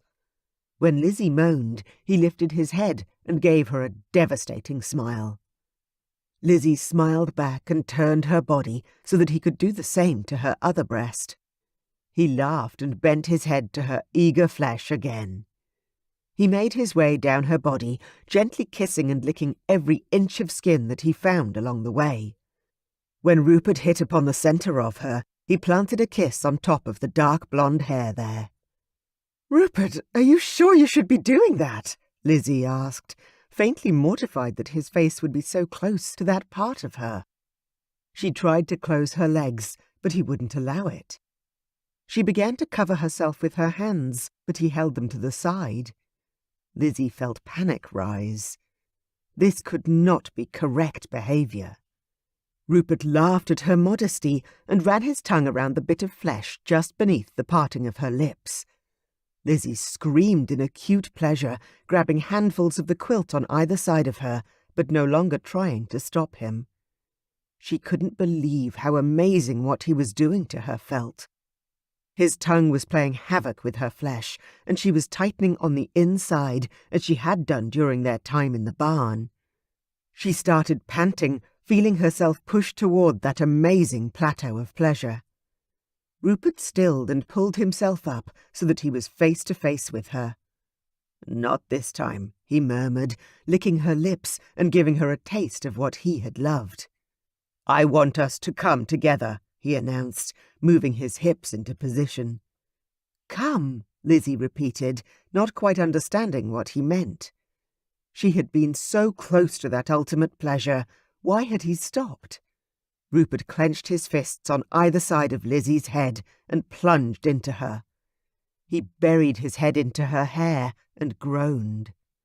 Lizzie yelped in surprise at the deep and sudden penetration. She became accustomed to him very quickly and wrapped her legs around his hips and slid her hands around his back. Rupert began moving, slowly at first, and she moaned in time with his thrusts. She had never experienced such feelings before. How could this man turn her into such a wanton creature who revelled in every move and thrust of his body? "Rupert, I'm going to," she groaned into his ear, her back arching so that her pebbled nipples brushed his chest. She didn't know what was happening to her, but she was about to fall into that sea of rippling flesh and pleasure. Rupert thrust harder. "Come for me, Lizzie, now," he groaned. Her body quivered and shook, and then she cried out, convulsing around him. He pulled out of her once again, and hot seeds spurted onto her belly as he groaned loudly, warmth sliding between them. Lizzie gripped his sweaty back, holding him down, keeping him with her, terrified he would leave. Rupert collapsed onto his side, breathing heavily. He reached across to the washstand, pulled close to the bed. He wrung out a wet cloth and carefully cleaned Lizzie's soft belly. She watched him from beneath half-closed eyes and waited for him to finish. Sleep pulled Lizzie under its dark cloak, and she wrestled to stay awake a moment longer. She curled onto her side in her sleeping position and bumped her bottom against Rupert's side. He stilled for a few moments, neither moving away from her nor getting any closer. Then the heat emanating from his huge body wrapped around her, and dreams from heaven came down to greet her. Chapter 11. Still half asleep, Rupert was warm and comfortable, dreaming about a minx wriggling on his lap. As the last of the darkness wore off, and he blinked his eyes fully awake, he realized the minx in his lap was real. The soft weight of her breast filled his palm, her delicious bottom pressed against his morning erection. How was he still in Lizzie's bed? He never stayed the night. His valet would wonder where he was. Shaking his head to dislodge that strange thought, he kissed Lizzie's shoulder in greeting and started to roll away from her. Lizzie gripped his hand tighter around her and whispered, "Stay," deliberately pressing her bottom up against his aroused member. The urge to flip her over and crawl back on top of her was strong, but there was an even more overwhelming urge to run. panic set its spurs in hardest as a hollow darkness created a pit in his stomach. "I have to go," he said, louder than he should have. Lizzie released his hand quickly this time and allowed him to slide out of bed uninterrupted. He dressed quickly, tucking his annoyingly aroused member back into his breeches. "What's wrong, Rupert?" Lizzie asked quietly, sitting up in bed and pulling the sheet up to cover her breasts. "Nothing at all," Rupert lied, unable to look at her. He moved over to the mirror and quickly tied his cravat and waistcoat. He had done this 100 times before. Why were his hands shaking so much? "Why don't you climb back into bed? It's still early." Lizzie tried once more, her voice soft and non-threatening. Rupert had the strangest urge to laugh. If he was honest with himself, he wanted nothing more than to turn around and climb back into her bed, and stay there, wrapped in her embrace. Perhaps forever. Why did she have to do this to him? He had been perfectly happy living his rake-hell life. Well, maybe he had been getting a little bored with it, but even so. Why did she have to come along and confuse him when he wasn't ready? He wasn't 30 yet. He had more time. So, as he always did when he was pushed past his limits into uncomfortable territory, he lost his temper and lashed out. "Lizzie, please stop nagging at me. You are not my wife. We had a splendid time last night, but I need to get back to my house. We'll meet again soon." As soon as the words were out of his mouth, he regretted them, but it was too late. Lizzie gasped, and then nodded, her brows coming together in a scowl. "I'm sure you know the way out," she said stiffly, her pain-drenched brown eyes flashing before she turned away and presented him with her back. Rupert felt her hurt and shame as though it were his own. It choked him, especially knowing he was the cause. He spent one more moment looking at her, just to torture himself, before he silently grabbed his coat and walked out. 2 weeks later, Rupert found John exercising at their boxing club. The two friends enjoyed the physicality of the sport, the sweat. It was very ungentlemanly, but that didn't stop them. The physical benefits were evident also, another thing they both enjoyed. Rupert stood for a moment, watching John with an opponent. John was very graceful and controlled. He reminded Rupert of Archie sometimes, despite their other differences. The bell rang, and John stopped, shook hands with his opponent, and walked out of the boxing area. "Rupert," he huffed, pleased to see his friend. "John." Rupert greeted his only unmarried friend. Sometimes he felt that Oliver and Archie had an affinity because of their wives, and that he and John had been left in open space. But they had each other, which was comforting. "Come have a whiskey with me," John suggested, pulling his jacket on. The boxing club had a small drinking area for its members to unwind and to get to know each other. Rupert hesitated for one moment. He needed to hit something. Then again, whiskey was like water to him. He could box after they had a drink. "I haven't seen you for a few weeks," John said casually, taking a long swig of the best whiskey the club offered, which wasn't anywhere near the standard Rupert and John usually drank. Grimacing at the burn, Rupert answered with a shrug. "Just been busy." "New mistress?" John asked with a lopsided smile. Rupert frowned. He only wished that was the reason he had been off the circuit. "I have been visiting a new lady recently, but I don't think it'll be a permanent thing." Rupert breathed unevenly, hoping he was lying. He couldn't talk to John about Lizzie. He simply couldn't. "No loss, I'm sure. There's always another one waiting to fill the position, isn't there?" John laughed out loud at his joke. Rupert tried to smile, but didn't quite manage it. John was correct about one thing: there were always other women waiting. He was always inundated with calling cards and letters. The problem was, Rupert wasn't sure anymore if he wanted anyone other than Lizzie. "You?" Rupert asked, trying to deflect the attention away from himself. John smiled, although it did not reach his eyes. "I'm currently moving my latest out, and the new one goes in next week." He spoke as though he was exchanging horses. It was a conversation that had never bothered him before, but for some reason today it made him uncomfortable. 6 months up. He tried to joke, knowing that John had a rule that no mistress lasted longer than 6 months. It must have cost him a fortune to pay them off, but then again, John had money. They all did. "Not even. 4. John laughed, shaking his head. "What was wrong with her? Or do I not want to know?" "The stupid wench started talking about the long term, babies and such." John huffed in disgust and smacked his palm down onto the table. Uh-oh, Rupert thought. The poor woman had broken John's ultimate rule. "Oliver and Archie seem happy, don't they?" Rupert muttered, once John had finished making noises. John looked up in obvious alarm. "We're not going to talk about them, are we?" he gasped. "Why ever not?" Rupert asked, honestly surprised by the horrified look on his friend's face. The 4 of them had been friends since they were 13 years old. "Because they're married now. They've changed."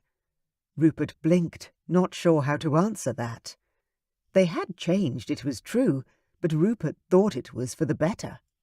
"So, if I got married, you wouldn't want to see me any more?" Rupert asked John lightly, smiling as though it were all a joke. "It's not that. They are just so goddamn happy. I'm sick of it. If you got married, you wouldn't turn into them." John raised his glass of whiskey. The implication made Rupert feel sick. Was that really how John saw him? As a man incapable of loving his wife or of being faithful to her? "Did you see the new figures on the exchange this morning?" Rupert asked, changing the subject abruptly. He couldn't talk about the subject of women, relationships, or marriage any more. All he could think about was how he had left things with Lizzie and how his inadequacies had made themselves known. He was utterly exhausted. Chapter 12. 3 weeks later, Lizzie was at her wits' end. 2 weeks ago, she had met Viscount Courtenay at a small private ball. He had quickly shown interest in Lizzie, and she had encouraged him.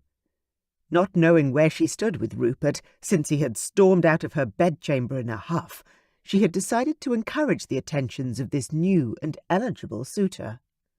Viscount Courtenay was a rather nice-looking gentleman. He had cropped brown hair and brown eyes. He was taller than Lizzie, but was no imposing figure. He liked to read and manage his profitable estate. He had come to town specifically to find a wife who wanted to move to the country and who wanted to continue his family's tradition of having at least 6 children. Lizzie went for 2 private walks and a ride with the Viscount. He had also called on her at home several times and had danced with her at several balls. He was pleasant and quiet. He was everything she had originally set out to find.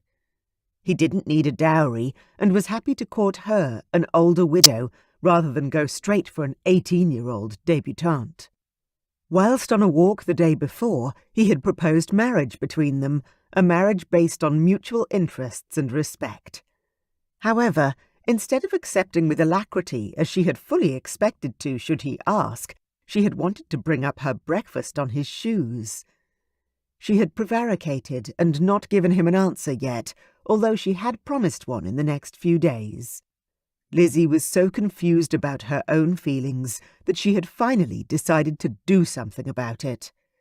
She really couldn't stay in this limbo state any longer and knew she had to either convince Rupert to marry her or put him aside forever. Since she hadn't seen Rupert in a while, she needed to know where they stood. Rupert hadn't contacted her, but he also hadn't been at any of the balls, luncheons or dinners she had attended. He had simply disappeared, and Lizzie was too proud to ask Charlotte or any of her other connections where he might be. And if she was going to make her life with someone else, then she needed to close the door on Rupert first. Everything still felt so unfinished, and as though her heart had a great big gaping hole in it. It was a horrible feeling, and not one she had ever expected to experience. She had accidentally learned from Charlotte this morning that Rupert was attending the soirée Lizzie was also attending tonight. She couldn't wait. She was determined to find out what was happening with Mr. Rupert Willoughby once and for all. When she arrived at Lady Melbourne's house party, Lizzie's body was humming with anticipation. After taking off her drawers at the very last minute before leaving the house, she felt positively naked.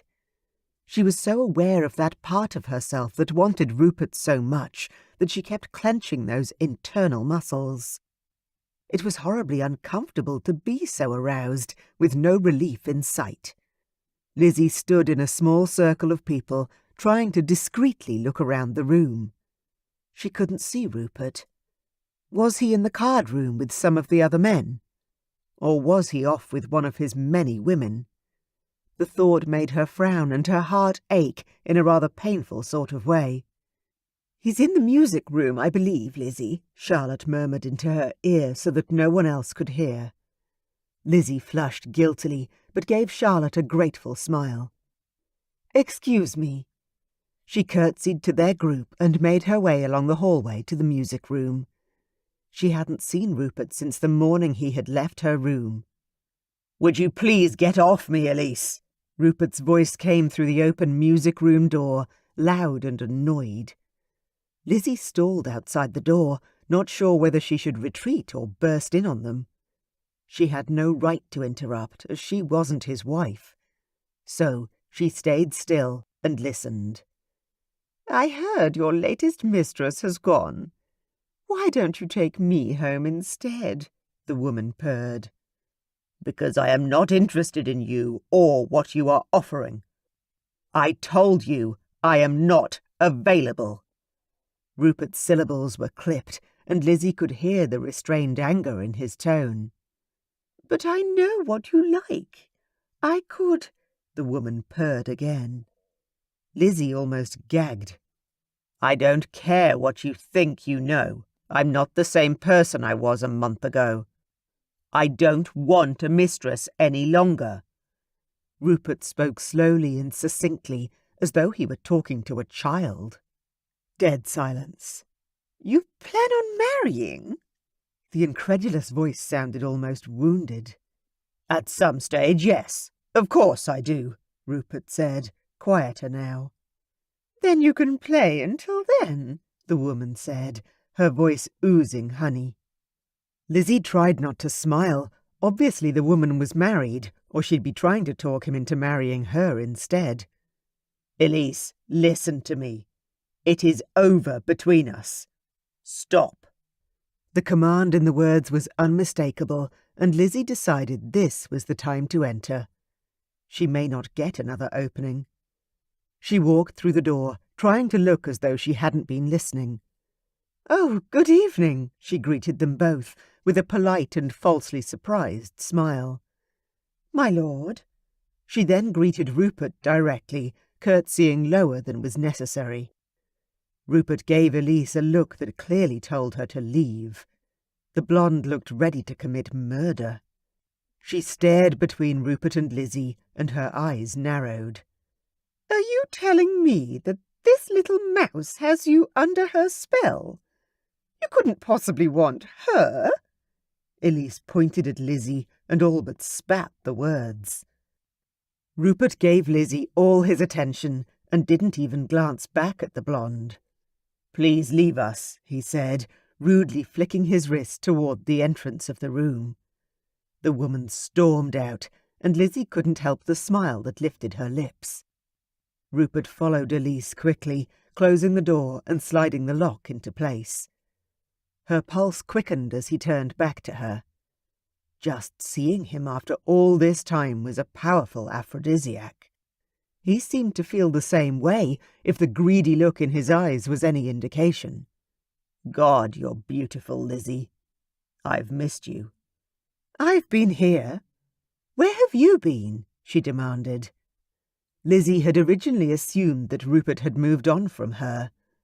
But after hearing his conversation with Elise, she was almost certain he hadn't. At home, at my club, nowhere special. Rupert shrugged, moving back to stand by the fireplace. Really? Haven't been interviewing new mistresses? Lizzie couldn't resist asking. No, I told you I don't want anyone but you, Rupert said, the aloof mask falling from his face and showing her how much he meant what he said. She gasped at the raw emotion on his face, but clenched her teeth against her growing need. First, she wanted answers. You still feel that way? I thought after you left my bed so abruptly 3 weeks ago and never came back that you had decided I didn't quite fill the position. Lizzie allowed her hurt to show. Her eyes shimmered with tears at the remembered pain, but she blinked them back before they could fall. I'm sorry if I made you feel that way. I had no plans to be with anyone else, he admitted. Then why did you leave like that? Lizzie asked the question she had waited 3 weeks to know. Because I wasn't sure if I was ready for a commitment that included waking up next to you, Rupert admitted gruffly. Why was it so horrible? Lizzie asked, choking on the words. She'd never woken up in the arms of a man. Her husband had always slept in his own bed following intercourse. No, that was the problem. It felt good and reasonable, and like something I could do every day of my life, Rupert admitted. When I woke with you in my arms, everything felt so right that it scared me. It scared me so much I ran. I'm not proud of how I handled things that morning. But that's the truth, Lizzie. Why were you so scared? What was the problem? Lizzie asked, exasperated now. He truly was like a 5-year-old in a 28-year-old body. The problem is that I have never spent the night with anyone before, Rupert barked. Never? Lizzie repeated, shocked. Hadn't he slept next to all of his mistresses? Never. Waking up with you in my arms and your soft body curved against mine. Rupert's hands curled as though still holding her. Tell me, Lizzie whispered, desperate for some clarity. I can't explain it to you. I had to leave, but I didn't mean to hurt you, Rupert answered gruffly. Lizzie sighed heavily, disappointed with his response. It was clear that he felt something for her beyond physical, but why could he not admit that? She was half in love with the big oaf, and he was running scared from his feelings for her. How was she ever going to truly know how he felt? How was she going to tell him that she was considering marrying someone who was the anti-Rupert? Easily, she realized. Just open your mouth and tell him. Viscount Courtney proposed to me yesterday, she announced, biting the metaphorical bullet. She strolled, pretending casualness, over to the piano and sat down on the stool. If she wanted a test of Rupert's feelings, then this would certainly be it. Has he indeed? Rupert said, stilling suddenly. And what answer did you give him? When she glanced up at him, Rupert's face was studiously blank. I haven't yet given him an answer. He is offering me everything I thought I wanted. He is a gentleman who spends most of his time on his country estate. He comes from a large family and intends to continue the tradition, Lizzie explained, blushing. It felt very strange discussing marrying and therefore procreating with another man when you were talking to your lover. You can't marry him, Rupert exploded. Why not? Lizzie asked quietly. She looked up at him with eyes that begged him to give her a reason, any reason. She was so confused. She had finally achieved exactly what she had thought she wanted. A polite, quiet gentleman had offered her marriage and family. And yet She was no longer sure if she still wanted that calm, average existence she had once believed to be the pinnacle of achievement. Because... Rupert floundered, throwing his arms around. He looked like the epitome of a ruffled gentleman. Why not, indeed? Lizzie studied him with a frown. A respectable, rather dull, but nice gentleman was offering her exactly what she wanted, but what Rupert himself refused to offer. Obviously, he wasn't sure he could offer her marriage, but he didn't want her marrying someone else. Annoyance rose in Lizzie's breast. "Because why, Rupert? You need to give me a proper reason," she persisted. She knew Rupert cared for her, but how much did he care? As much as he had for every other lover he had taken? More? Enough to offer for her? Or just enough to not want to stop bedding her quite yet? "Because I still want you," he said. "I thought you were enjoying this." He gestured between them. "I've never spent the night with a woman sleeping in my arms before you, Lizzie," he said again, as if that explained everything. She smiled sadly. "I am enjoying this," she gestured in the replica of his hand movement. "Although I wasn't sure after what happened 3 weeks ago that we were still—" She trailed off and did the gesture again. "I haven't seen or heard from you since then." "Of course we are. I'm so sorry I hurt you." Rupert apologized again. "I shouldn't have left it so long to contact you again. Please keep enjoying it. Enjoying us," Rupert whispered, pulling her into his arms and bending to kiss her lips. Lizzie pushed at his chest and kept him from kissing her. "Are you suggesting I continue bedding you and my new husband?" she asked, shocked to the core. Did she mean so little to him?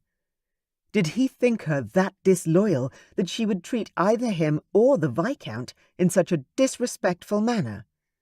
Did he not mind the idea of sharing her? She had wanted to kill that piece of trash that had accosted Rupert here a few minutes earlier. Rupert's eyes darkened, and his hold on her arms became almost painful. "Never," he growled, barely speaking the syllables. His hold tightened further, and Lizzie gasped. She saw the clouds of a storm rolling in across his features. It was clear now that Rupert had a temper, and the very idea of Lizzie bedding another man seemed to be causing it to rear up. She felt both dismayed and excited by the knowledge that she could create such passion in the man in front of her. "You are mine," he growled again, sweeping his hands beneath her skirts and lifting her up onto the pianoforte. He pushed her body down to make her lay flat and flipped her skirts up to her waist. He let out a gasp when he discovered she was naked beneath her skirts. Rupert moaned his pleasure at seeing her sex laid out before him, so ready for his touch. He remembered once asking her if she would come to a ball naked beneath her skirts for him. He had never even considered the idea that she might do as he asked. The idea that she had only him in her mind, and not this new man, drove his need higher than it had ever been. He forced her thighs wide and opened her to his gaze. She was beautiful, even here. Light pink and soft, and Lord help him, already wet for him. Unable to resist, he pressed his thumb deep into her passage without warning to prove to them both how ready she was. She arched her back and opened her mouth on a moan. "Rupert," she begged, trembling hard. "I need you. I want you to possess me." He wanted more than that. He wanted to mark her, to show her and everyone else that she was taken, that she was his. He wanted her so much. "Take me, please," she moaned, gripping his thumb with her inner muscles. Rupert groaned and watched her writhe in pleasure. Her fingers clenched his hand where it lay on her belly, holding her down. He removed his thumb and took both of her hands in his, interlinking their fingers. Lizzie looked up at him then, and Rupert could see her need. His heart jolted in realization. I love this woman. Desperate.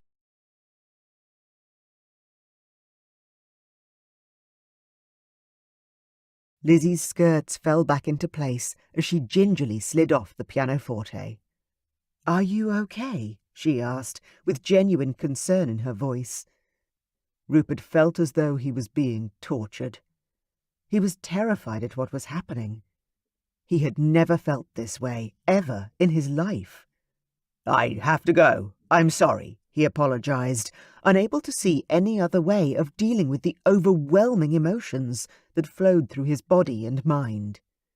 Okay, if you must, Lizzie murmured. Rupert looked over his shoulder once as he opened the door. Regret filled him at the confused look in her expression. I didn't hurt you, did I? He asked gruffly, running a hand through his dishevelled hair. Lizzie shook her head emphatically. Physically? No. But her feelings were once again hurt. He could tell by the sadness in her beautiful eyes. I love you, he wanted to shout. But he was too afraid. Instead, he simply stared at the woman he loved, and then ran from the room. What was he going to do? He had experienced the most incredible joining of his life that went far beyond the physical realm. Could he marry a woman like Lizzie? A woman who would expect fidelity. A woman who would expect children. Hell, he may have just given her a child. He heard her declaration ringing in his ears as he pounded out the front door and called for his carriage. You're mine, too. Chapter 13. Lizzie, it is so good to see you, Charlotte exclaimed, seated on her chaise in the middle of the formal sitting room. Forgive me for not getting up. My back has been ever so sore. She smiled serenely and rubbed her large belly. Lizzie curtsied and sat down opposite her friend. Her envy of Charlotte's condition made her heart ache, and she had to swallow against the unwanted tears. Don't be silly. You're splendid for seeing me at all. If you were like our mothers, you would stay reclined on the chaise for the next 3 months, Lizzie joked, attempting to ease her own discomfort with humour. Charlotte chuckled and Lizzie smiled. When was the last time that had happened? What brings you to visit, Lizzie? Would you like a cup of tea? Do you have something on your mind? Charlotte asked, cocking her head to one side. Lizzie grimaced. How did this person know her so well? Was her broken heart status so clearly written on her forehead? Charlotte and Lizzie's mothers had been childhood friends, and she'd seen Charlotte throughout their lives. She was a kind, fiery, beautiful lady who Lizzie admired greatly. I've come to say goodbye, dear Charlotte. I've decided to go home, Lizzie explained, trying her best to sound cheerful. She was running away, and that didn't sit well with her. But she could see no other way. She'd refused Viscount Courtenay on principle, and now that she'd lost Rupert, her heart was broken. But the season isn't even half finished, Lizzie. I thought you were hoping to remarry this year, Charlotte asked, her tone puzzled. Lizzie's prepared speech stuck in her throat, and she looked down at her hands clasped in her lap. Lizzie heard the swish of silk skirts as Charlotte made her way over to her side. Tell me what's happened, Charlotte probed, sitting down next to Lizzie and sliding her hand into hers. Heat tingled in the back of her throat and moved up into her eyes. It's Rupert, Lizzie sobbed, unable to hold back her tears any more. She hadn't been able to discuss this with anyone, and the weight of it was hurting her. Charlotte inhaled sharply and opened her mouth wide. Archie! She screamed. Lizzie covered her ears. She'd never heard a lady scream before. At least, other than her own screams when Rupert pleasured her so intensely. "No, no, you can't tell him anything." Lizzie grabbed her friend's hands, shocked that Charlotte would betray a confidence. Why would she be calling for her husband? Charlotte frowned. "I'm sorry, Lizzie, but if you want to know why Rupert has done something, or how he feels, then you have to ask someone who knows him. My husband has been friends with that scoundrel for almost 20 years, and if anyone can give you an insight into Rupert Willoughby, it's Archie." Charlotte nodded once and finished her speech with a smug smile. "He's not a scoundrel," Lizzie whispered, a tear sliding down her cheek. "You called, my dear," came an amused voice from the door. Lizzie looked up and gave Archie a thin smile. His smile was cordial and not the least bit angry that he had been summoned in such a way. Lizzie didn't think any gentleman should be subject to this sort of questioning. But Charlotte was right. Lizzie wanted answers, not just a shoulder to cry on. Archibald Turner, the future Marquis of Hunting and the current Earl of Tother, inclined his head. Instead of running away as Lizzie expected him to do, he instructed the butler that they weren't to be disturbed, stepped into the room, and shut the door. Charlotte's husband was very handsome, but quite serious. He was much leaner in build compared to Rupert. His eyes were gentle, and his attire that Lizzie so often found overwhelming was quite dull today. For some reason, Lizzie found that comforting. "How can I help?" Archie asked, sitting down opposite them. He showed little emotion on his face, but Lizzie saw kindness in his eyes. "Tell him," Charlotte urged Lizzie. The command in her voice was unmistakable. Lizzie glared at her friend. What did Charlotte expect her to say? That Rupert had given her the most incredible pleasure of her life and then ran away when things became too serious between them? Never. She wasn't even sure she could articulate the words. She shook her head and refused to open her mouth. "Rupert seduced her, and now he's ignoring her," Charlotte announced. Lizzie gasped. "He didn't seduce me." "But he did take you to his bed," Charlotte prodded. "Yes," Lizzie whispered, although it had never been in his bed. She looked down again, hanging her head. "How often? If you don't mind me asking." Archie's voice came quietly through the silence. Lizzie sighed. If she ran away to her country estate, she would never know why the man she loved had run from her. Archie was the best person to ask. But how did one guess what was in another's heart? How could she divulge what had happened between them the last time they were together? It would be too embarrassing. 3 different days, several times, Lizzie answered, heat rushing up her neck and flourishing over her face like the fire crackling in the grate. Archie cleared his throat. "I'm sorry to say, that isn't unusual. Rupert has always shared a woman's bed for as long as they were both agreeable, and then moved on." "I'm sorry," Archie apologized, clearing his throat yet again. He was clearly uncomfortable, shuffling on the chaise and glancing to the ground when she looked at him. However, at the behest of his wife, he was doing his best to help. For this, she would love Archie and Charlotte forever. "You don't have to apologize. I know he's a rake." Lizzie picked at the white lace on her waistband. "Then how can I help you?" Archie asked, looking between them with his eyes wide, clearly baffled as to why he had been dragged into this awkward conversation. Lizzie received a sharp jab in the thigh from Charlotte and looked at her, startled. "Ask him. If you want to know something, ask." Her bright smile gave Lizzie confidence, and she blushed again as she readied herself for the conversation to come. This went against every rule that she had ever been taught about polite society. Then again, Archie and Charlotte were aristocracy. If they sanctioned such talk, could it be so bad? "I was wondering why I scared him so much," Lizzie explained, clenching her skirts in her hands. "I don't understand what you mean," Archie asked, gently again. "Well, the first time was relatively normal. The second time he stayed overnight at my house and said he got scared because it felt good to wake up with me and—" Archie's swift intake of breath stopped her mid-sentence. "He stayed the night with you? Slept with you?" he asked, his eyes wide.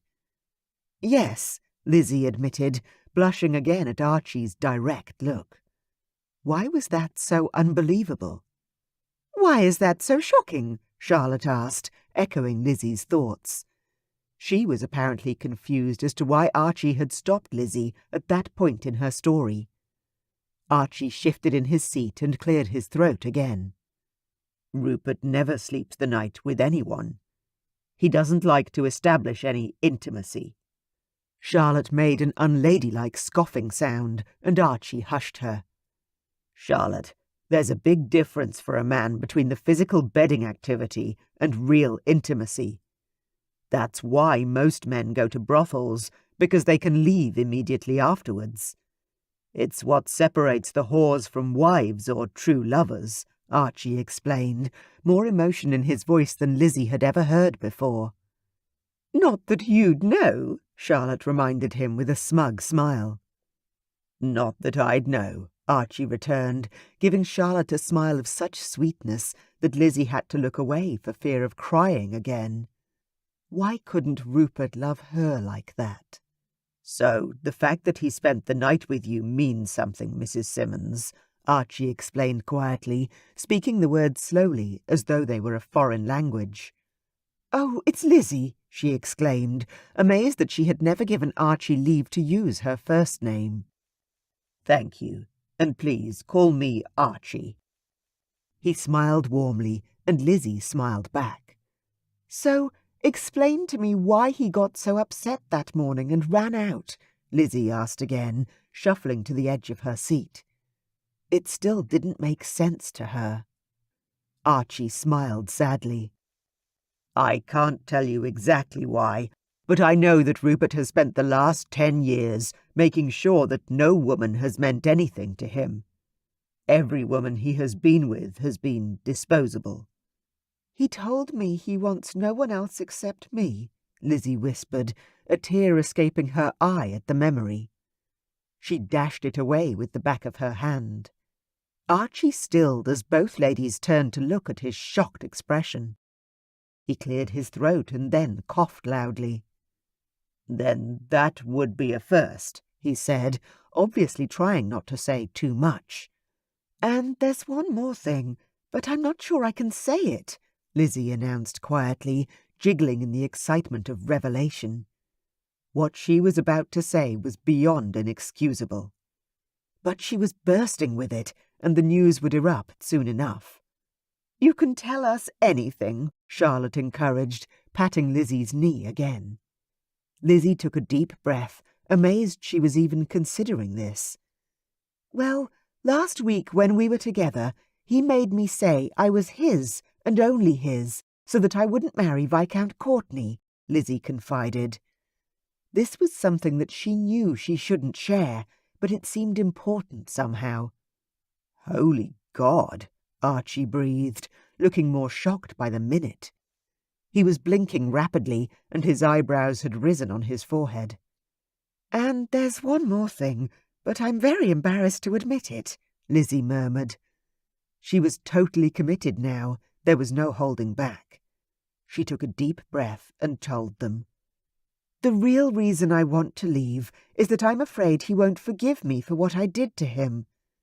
I can't handle seeing him with other women. It would break my heart." "What could you have done to him?" Charlotte asked, looking between Lizzie and Archie as though the answer could be found there. "Well, he has always, not finished inside." Lizzie trailed off, mortified, but determined to finish. She looked down at her lap, then snuck a peek at Archie. Archie blushed, but nodded in understanding. "But last week, he'd said I was his, and I only wanted to prove he was mine too, and I wouldn't let him pull away," Lizzie blurted out in a rush. Lizzie looked at her friend and found that Charlotte had her mouth hanging open. Lizzie had an overwhelming urge to laugh. To confound Lady Charlotte, future Marchioness and daughter of a dragon Dowager Duchess, was a remarkable thing. Archie stood and paced, growing more agitated and more restless with each step. He murmured to himself, flinging his hands behind him and then forward again. Lizzie opened her mouth to speak, but he held up his hand to stop her. "Could you let me think, please?" And, without waiting for a response, he continued pacing. He continued for a full minute, the longest of Lizzie's life. Then he sat down again with exuberance. "This is incredible," he breathed, his eyes bright. Lizzie looked over at Charlotte to see a rather warm expression building in her friend's face. She obviously enjoyed seeing her husband look so excited. Even Lizzie had to admit that Archie was rather handsome when he was smiling. He should do it more often. "Why?" Lizzie exclaimed, dragging her wandering mind back to the conversation. "Why is it incredible, and why would it cause him to run out on me?" she asked, frustrated to the extreme. Archie laughed hysterically, then sobered quickly. "I apologize." He bobbed his head in a half-bow. Lizzie waited with drawn breath. "Rupert never does that. Ever," he stated, letting out the breath he had been holding. "Okay, so he doesn't do that. Why is it such a big issue?" Lizzie asked, still not understanding the problem. Archie laughed again, a beautiful, rich sound. "Rupert has a severe issue with producing illegitimate children. His brother has too, and favours them over his legitimate daughters. Rupert has always done everything he can not to produce children with his mistresses," Archie explained, still excited at his discovery. "I don't think it's going to be a problem. I didn't conceive after 11 months of marriage," Lizzie murmured unthinkingly, then swallowed hard. "It only takes once," Charlotte said, a laugh hidden in her voice. Archie smiled again, this time giving his wife an indulgent smile, and Lizzie found herself wondering how Charlotte's marriage had started. "So he's upset with me because he might have sired a child?" Lizzie asked. Her brows were knitting together in confusion. If that was the problem, then she was hugely disappointed in Rupert. "No. That he even did it at all is the problem. Rupert has always had control of his affairs and his body. He told me once that he had never even been tempted to stay inside a woman past a certain point. And you have to realize that you didn't make him. He's twice as strong as you. If he wanted to leave you, you wouldn't have been able to stop him," Archie explained, giving Lizzie a kind smile. "So he wanted to stay with me?" Lizzie asked, bewildered. She had been berating herself for the past week for holding on to him. It had never occurred to her until this moment that a man like Rupert could pull away if he wanted to. "Yes, I think he did, and that for Rupert would be a problem," Archie explained again, giving Charlotte a pointed look. "I still don't understand." Lizzie sighed, twirling her wedding ring around her right ring finger, where she had moved it when she'd come to London to remarry. "Rupert hates that he will one day have to marry to secure his brother's heir. He never wanted that responsibility and has avoided love at all costs. You have surprised him, and he is terrified that you are making him want things he has avoided for so long," Archie murmured. It was probably the most words she had ever heard the Earl say.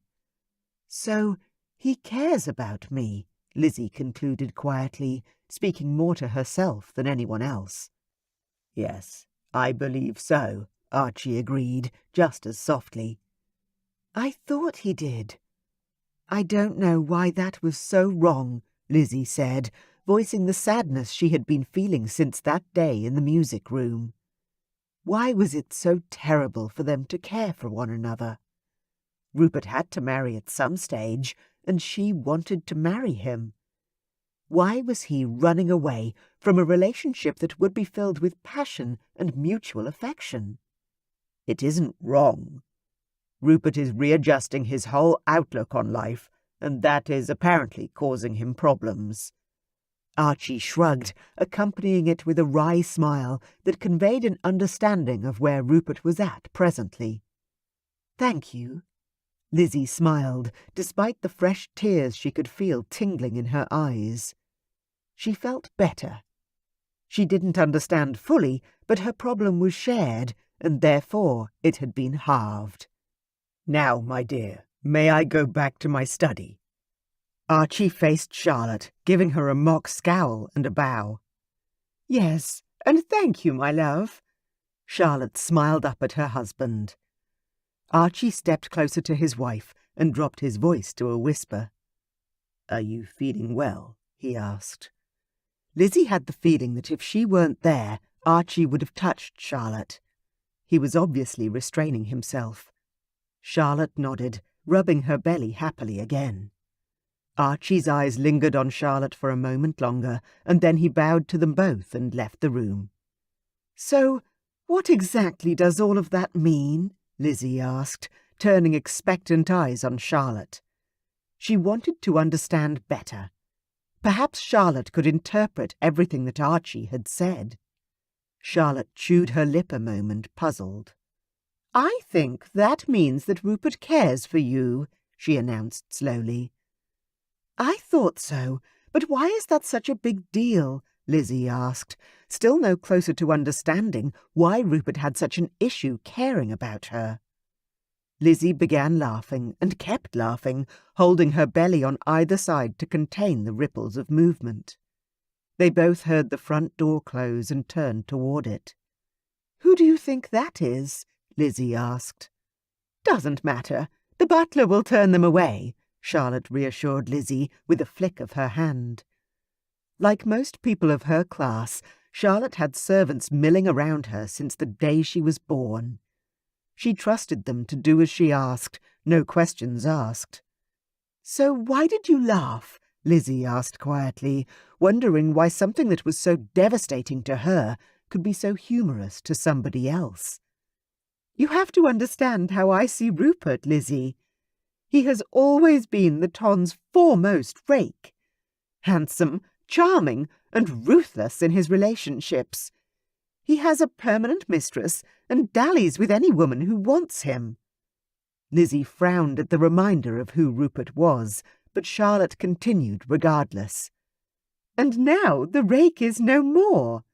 He wants you, and only you, and I just love it. But he doesn't want me, or he wouldn't be hiding." Charlotte laughed again. "Of course he does. That's why he is hiding. I will give him 1 month to come to his senses and ask you to marry him. Otherwise, I will find you a husband myself." Charlotte grinned, and Lizzie couldn't help the small flutters of hope coming to life beneath her breast. She could only hope that he did want her, because now that she knew for sure it was he that she wanted, no one else would do. Chapter 14. As though a judge was in his ear, Rupert could hear the man speaking, adjudicating his life. "Here sits Lord Rupert Willoughby, heir to the Earl of Sweeting, drinking alone. How miserable." "Rupert." Archie's voice greeted him moments before his friend sat down opposite him. Rupert grabbed his port glass and squeezed the crystal, staring into the depths of the red liqueur. He did not want to see his perpetually happy friend. Archie may be reserved, but his happiness radiated like a lone star at night. He was not in the mood for any luminescent good moods. "Archie, you know I love you and Charlotte, but you do not want to be around me today." "Why ever not?" Archie asked, calling for more port. Rupert groaned and shifted irritably in his seat. Why couldn't he just be left alone to be miserable? He should never have left his house. "Don't you have a pregnant wife to watch over?" Rupert asked, unable to get the image of his hands around Charlotte's swollen belly out of his mind. That moment had rocked the foundations of his world. A condition that he had always considered a necessary evil now took on the guise of something beautiful, sensual even. "She has company today," Archie said lightly, taking a sip of the golden liquor. "Who?" Rupert looked up at his friend's strangely smug expression, suspicion burning in his gut. Archie had not found him by accident. "Lizzie," Archie announced with a knowing smile, taking another small sip of his drink. Rupert groaned and put his head down on the table with a large thud. "Are you going to stay there?" Archie asked, amusement obvious in his jovial tones. "Yes, forever." "Did you know that out of the 4 spares, John's the only one to be still considered as such?" Archie said calmly. The spares was what the group of their 4 friends had been referred to. They were all born the spare sons of wealthy, titled, old aristocratic families. Oliver had inherited after his brother and father had died. Archie was his father's heir now that his older brother had passed, and Rupert was his brother's heir after the latter had failed to produce a son. Rupert groaned at the reminder, but lifted his head and thrust a lock of black hair off his forehead. "And if John's sister-in-law fails to have a son, then he'll inherit too." Rupert laughed humorlessly. Amazing. How the mighty had fallen. Archie nodded silently and took another sip of his port. "That is true." Rupert stared at his friend. Archie had obviously come to tell him something, so why didn't he get on with it? When his solemn friend said nothing more, Rupert clenched his fists and brought them both down onto the table in front of him, hard. There was no one else in the room, and he glared openly at Archie. "Are you going to tell me how Lizzie is, or did you mention her to torture me?" Rupert asked angrily. Archie's eyes narrowed, but Rupert could still see the humour in them, and it made his belly tighten. "Well?" he repeated through clenched teeth. "She's well," Archie answered with a smile. "Well? She's bloody well?" Rupert repeated. How could she be well when he was confused and lost, and so many other horrible emotions he had never experienced before that made him lose his appetite and lay awake in bed at night? "How else should she be?" Archie asked, cocking his head at Rupert as though he were puzzled. Rupert shook his head, trying to clear the anger and the port fog, since he'd been drinking for many hours already today. He had to focus on this conversation. "We had a slight misunderstanding last week, and I thought she might be upset with me," Rupert admitted reluctantly. Was he ready to talk about what had happened between him and Lizzie? Seeing the knowing look on Archie's face, it seemed his hand was being forced. "I didn't realize she was your latest mistress," Archie said casually, flicking a piece of invisible lint off his jacket. Rupert clenched his teeth against the overwhelming feeling to smash his fist into something. "She isn't." Lizzie had never been his mistress. His lover, maybe, but never his mistress.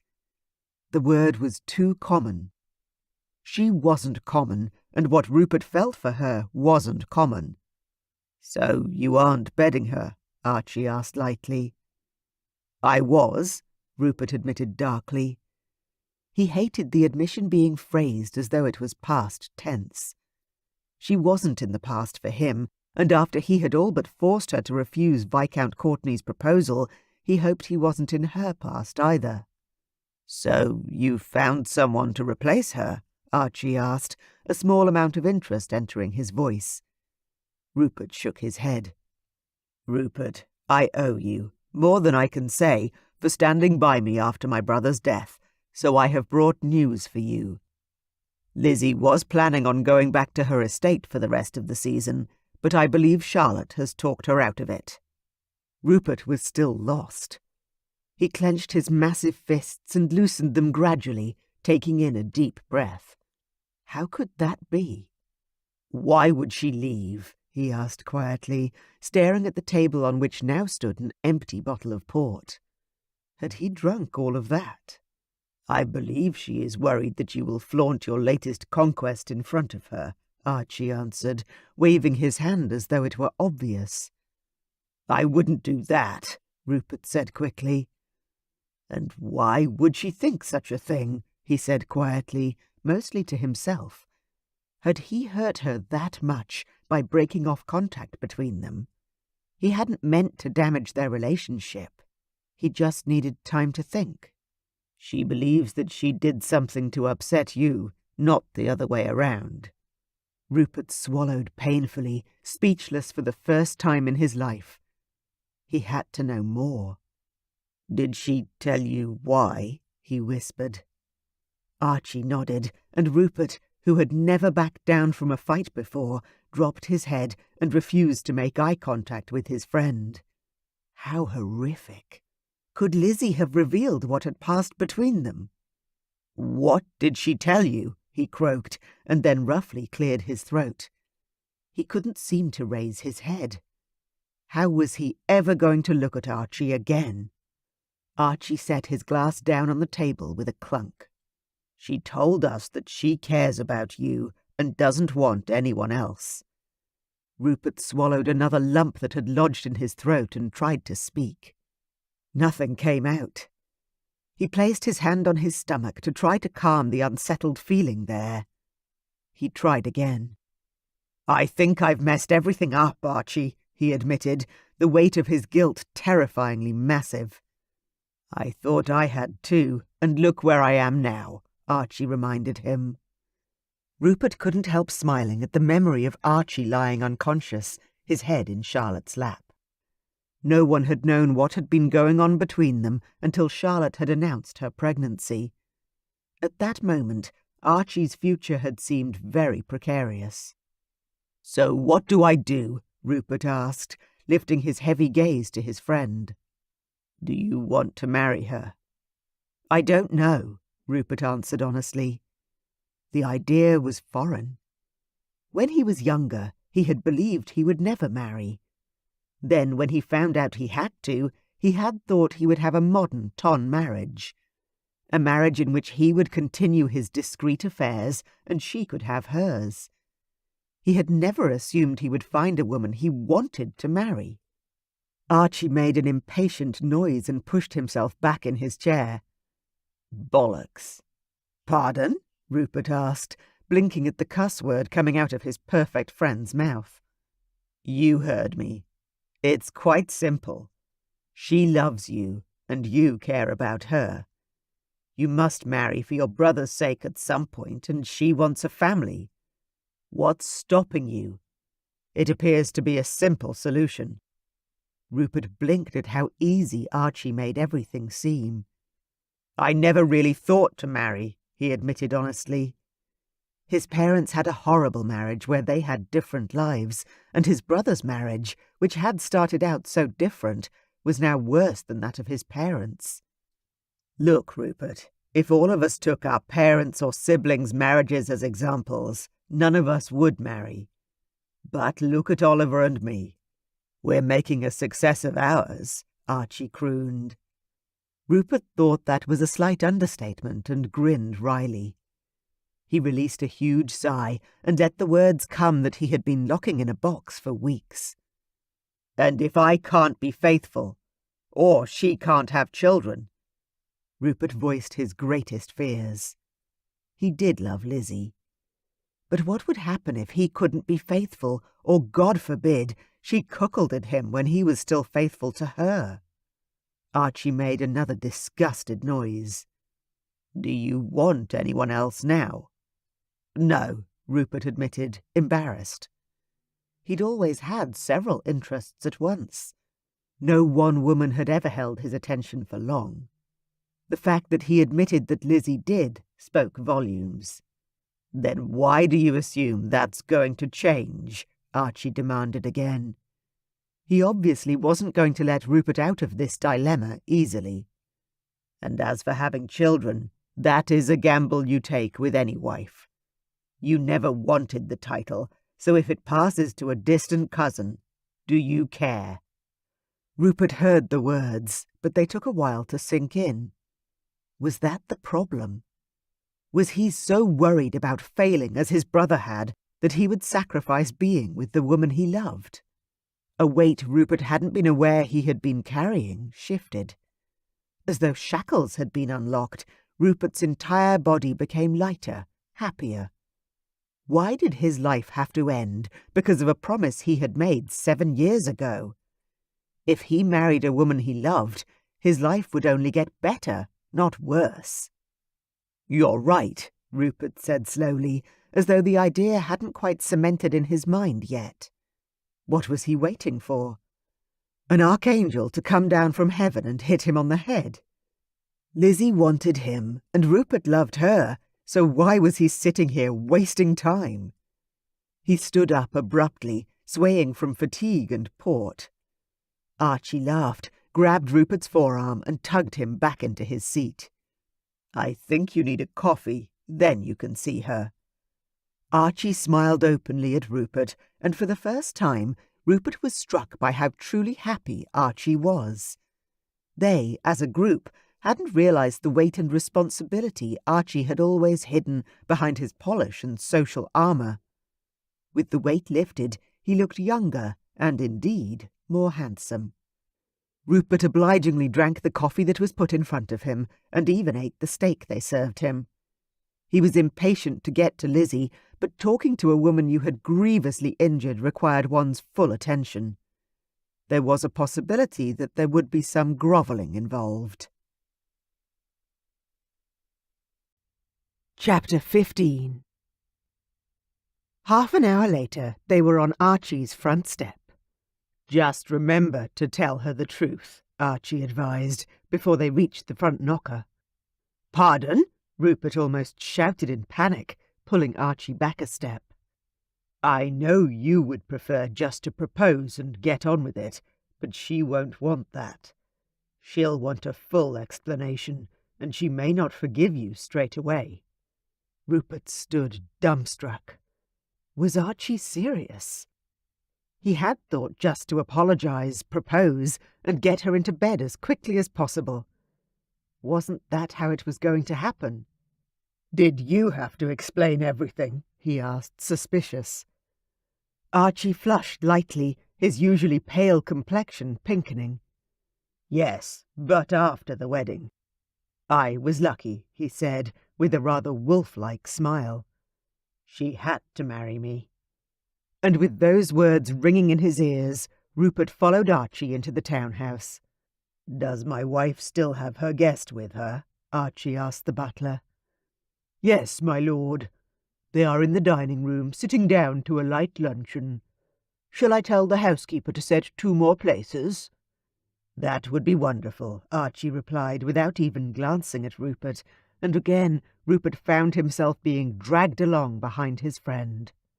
A waiting footman opened the dining-room door, and Rupert was thankful that, being Archie's home, they wouldn't need to be introduced. "Hello again, Lizzie," Archie greeted Lizzie as he walked up to the end of the table where the ladies sat.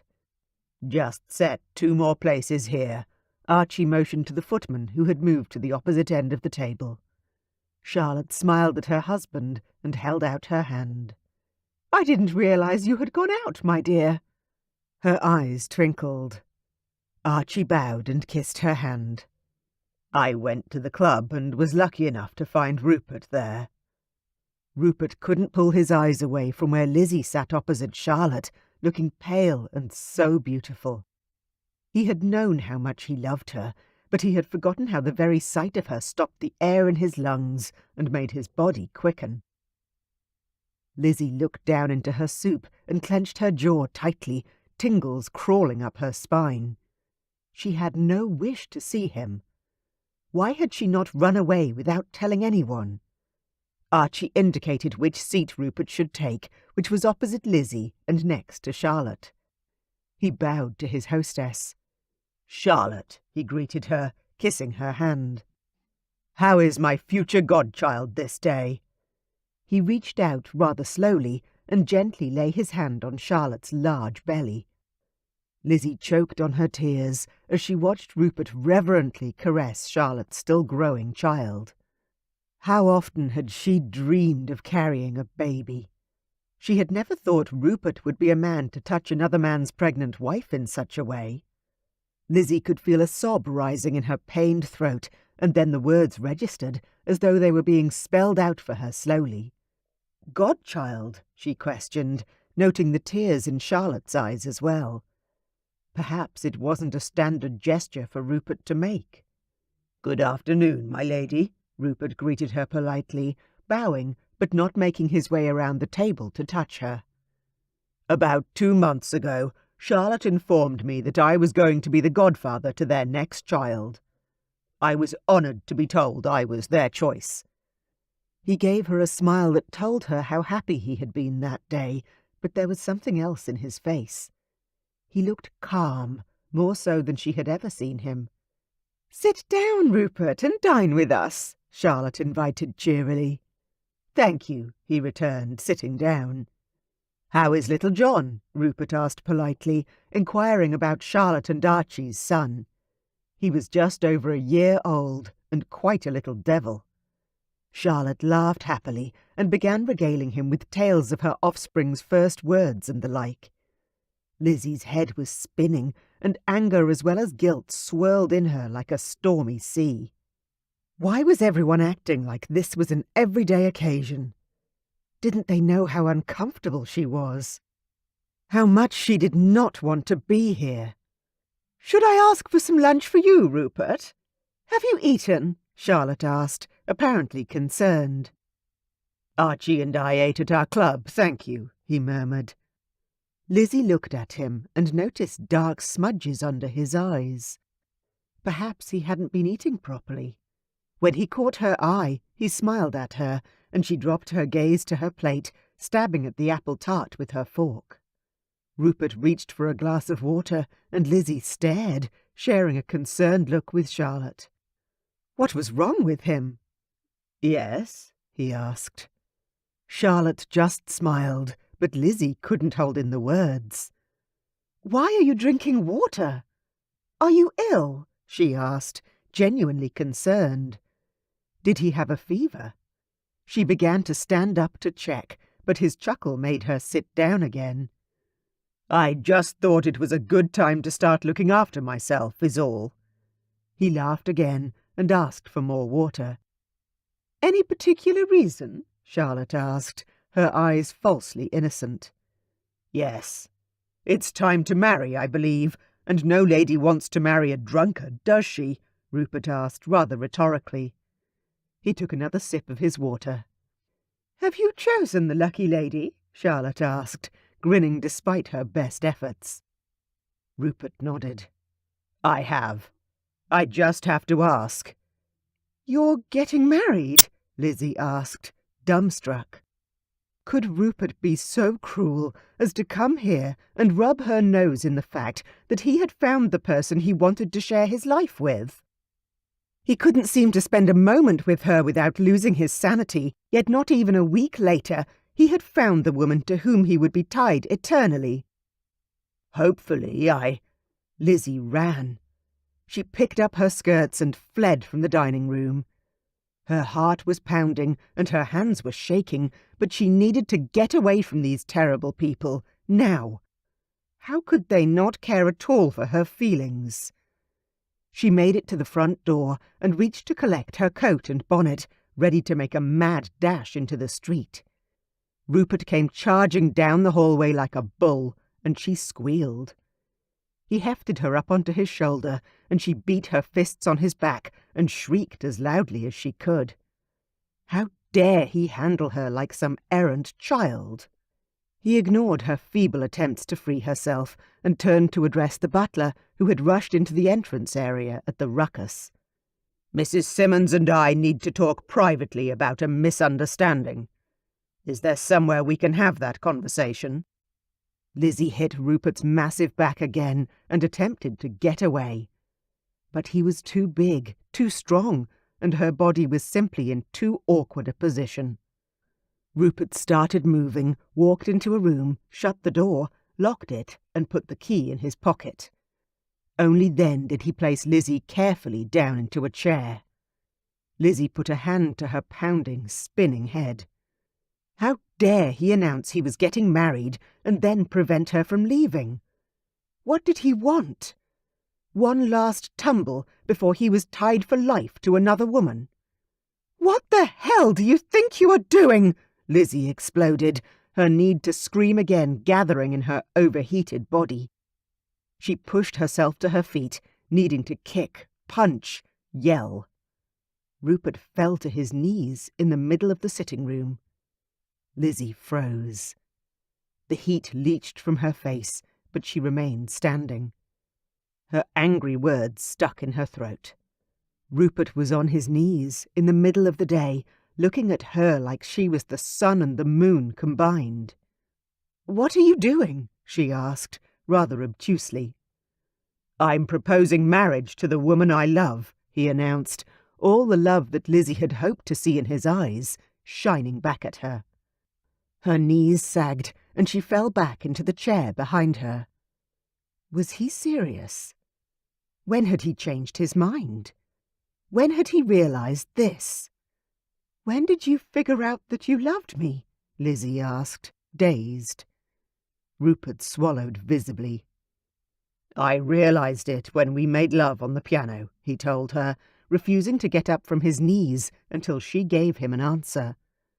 "But you left me!" she all but screamed at him. Why was the man so confusing? "I know. I was terrified of what it meant. But I've come to apologize and tell you the truth. I didn't think falling in love would happen to me. But it has, and I'm hoping that you will make me the happiest of men by consenting to sleep next to me for the rest of my life." Lizzie blinked like an owl. Did the Honourable Rupert Willoughby just declare love and an intention of fidelity? Impossible. "You won't have any other women?" Lizzie asked doubtfully. "No, I won't. If you promise not to consort with anyone else either." Lizzie choked on a laugh. Her? Cuckold him? "Why would I go to anyone else when you're all I want?" She sighed. Rupert's face lit up like a Yule log. "So you'll marry me?" Lizzie chewed on her lip. Of course she was going to marry him, but she needed to establish a few things first. "Where would we live?" she asked, cocking her head. She had never disclosed to him how much money she had. Few people knew, even if he had bothered to ask around. "Wherever you like. I currently live in my bachelor townhouse, but I also have a small country estate if that is where you would prefer to be. I also have a rather good income due to Archie's advice on investing. I am my brother's heir, so although I couldn't afford to buy us a townhouse initially, we won't lack any other comforts." Lizzie smiled at Rupert's attempts to reassure her. He wasn't used to talking about his assets. That was quite evident. "Children?" Lizzie asked, crossing her arms. She had been overwhelmed when she had seen him touch Charlotte's pregnant belly, but it gave her hope that he would someday look at her like that. Rupert swallowed. "I want children," he whispered. "With you." "Girl children?" Lizzie couldn't help asking. He would be under a lot of pressure to produce an heir. Would their marriage go the same way that his brothers had if they couldn't beget a son? "Any sort that comes our way. I never really cared about the title, so if it passes to my cousin, then that is the way it is supposed to be," he declared. "Oh, what if I can't?"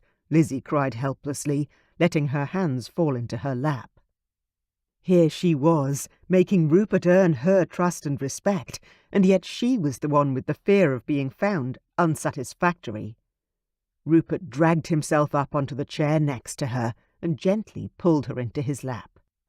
Lizzie went into his arms gladly, settling into his lap with a sigh and burrowing into his shoulder. "Whatever happens, happens, Lizzie. I just want you." Lizzie sobbed against his shirt, the stress from the past few weeks welling up inside her and breaking forth, like the pressure of water breaking free. "I just want you to," she sobbed happily, tilting her head up for a kiss. His big hand came around her chin and pulled her face up to his. "Then you'll marry me," he said, uncertainty still swirling around those amazing blue eyes. Lizzie laughed and wrapped her arms around his neck. "Of course I'll marry you. I love you too." And with that declaration, Rupert kissed her and kept kissing her, and would continue all the days of their lives. Epilogue. Lizzie had been wrong about one thing. The happiest day of her life arrived 2 years after their wedding day. It had taken her more than a year to conceive, and when she finally did, she had been so worried for her baby she had hardly moved from her bed. It was only the assurances of both Charlotte and Sarah that had gotten her up and moving again. She had been afraid to let her rather large husband into her body too, and he had been remarkably understanding about her fears. Both Sarah and Charlotte had been pregnant with their third babies around the same time, and they both professed not to be able to get enough of their husbands. Lizzie had decided to try, and found that her body was the same. Her touch also gave Rupert the intimacy he needed, for she had found that since their wedding day he did not sleep without her.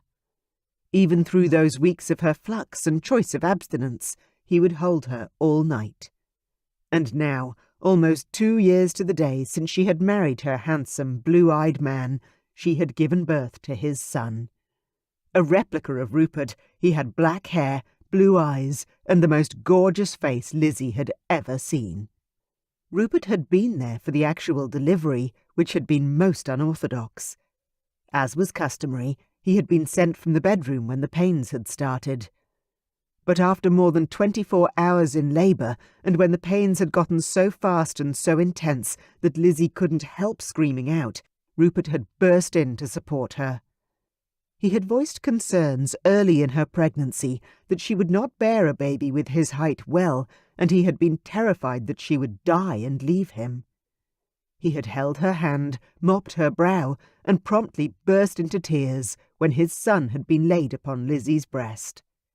The birth had been difficult, but the doctor assured them that it had all been perfectly normal for a first baby. "He is perfect," Rupert cooed at his son. Lizzie lay against the pillows. The maids had come and helped her while Rupert had held their baby. She was now clean, bathed, and exhausted. While she'd been attended to, Rupert had taken the baby's swaddling off and laid him out on a blanket, naked. He was perfect. Long and thin, Lizzie was sure he would fill out like his father in no time. "You're happy we had a boy?" Lizzie asked, elated despite her determination not to care about the sex. Rupert looked at her and gave her a smile so sweet that her heart melted all over again. "I am, but when he was laid on your chest, I didn't even know what he was. I just knew that we had a baby and you were still here with me. Nothing else mattered." The tears welled up, and she let them, happier than she had ever been. "Thank you so much for loving me," Lizzie whispered through her tears. "No, thank you for never giving up on me," Rupert said fiercely, cupping her face and bringing her lips up to his for a perfect kiss.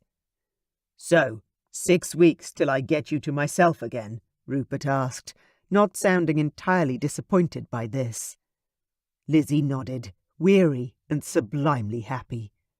Slowly, with her husband and child by her side, she drifted into sleep. Rupert stayed watching his wife for a long time after she fell asleep. He sat in the chair next to her bed with his newborn son in his arms and gave thanks for all of his blessings. He had finally found the woman who was his other half, his equal, his better. She loved him unreservedly and had total faith in their marriage. That, in turn, left him feeling confident and loved. He had been jealous initially of any men who danced with her or tried to get her alone. But she had proven to be unstintingly loyal, and he had been the same. He often laughed with Archie about the fact that he had once been worried that he couldn't stay faithful to one woman. Lizzie fulfilled every fantasy he ever had in the bedchamber. And when she hadn't been able to give him that during part of her confinement, the comfort of her warmth and presence in his bed was enough to keep him satisfied. And he now had a son, the next heir to the Earl of Sweeting. Rupert's mouth curled into a wry smile. His father would have been proud.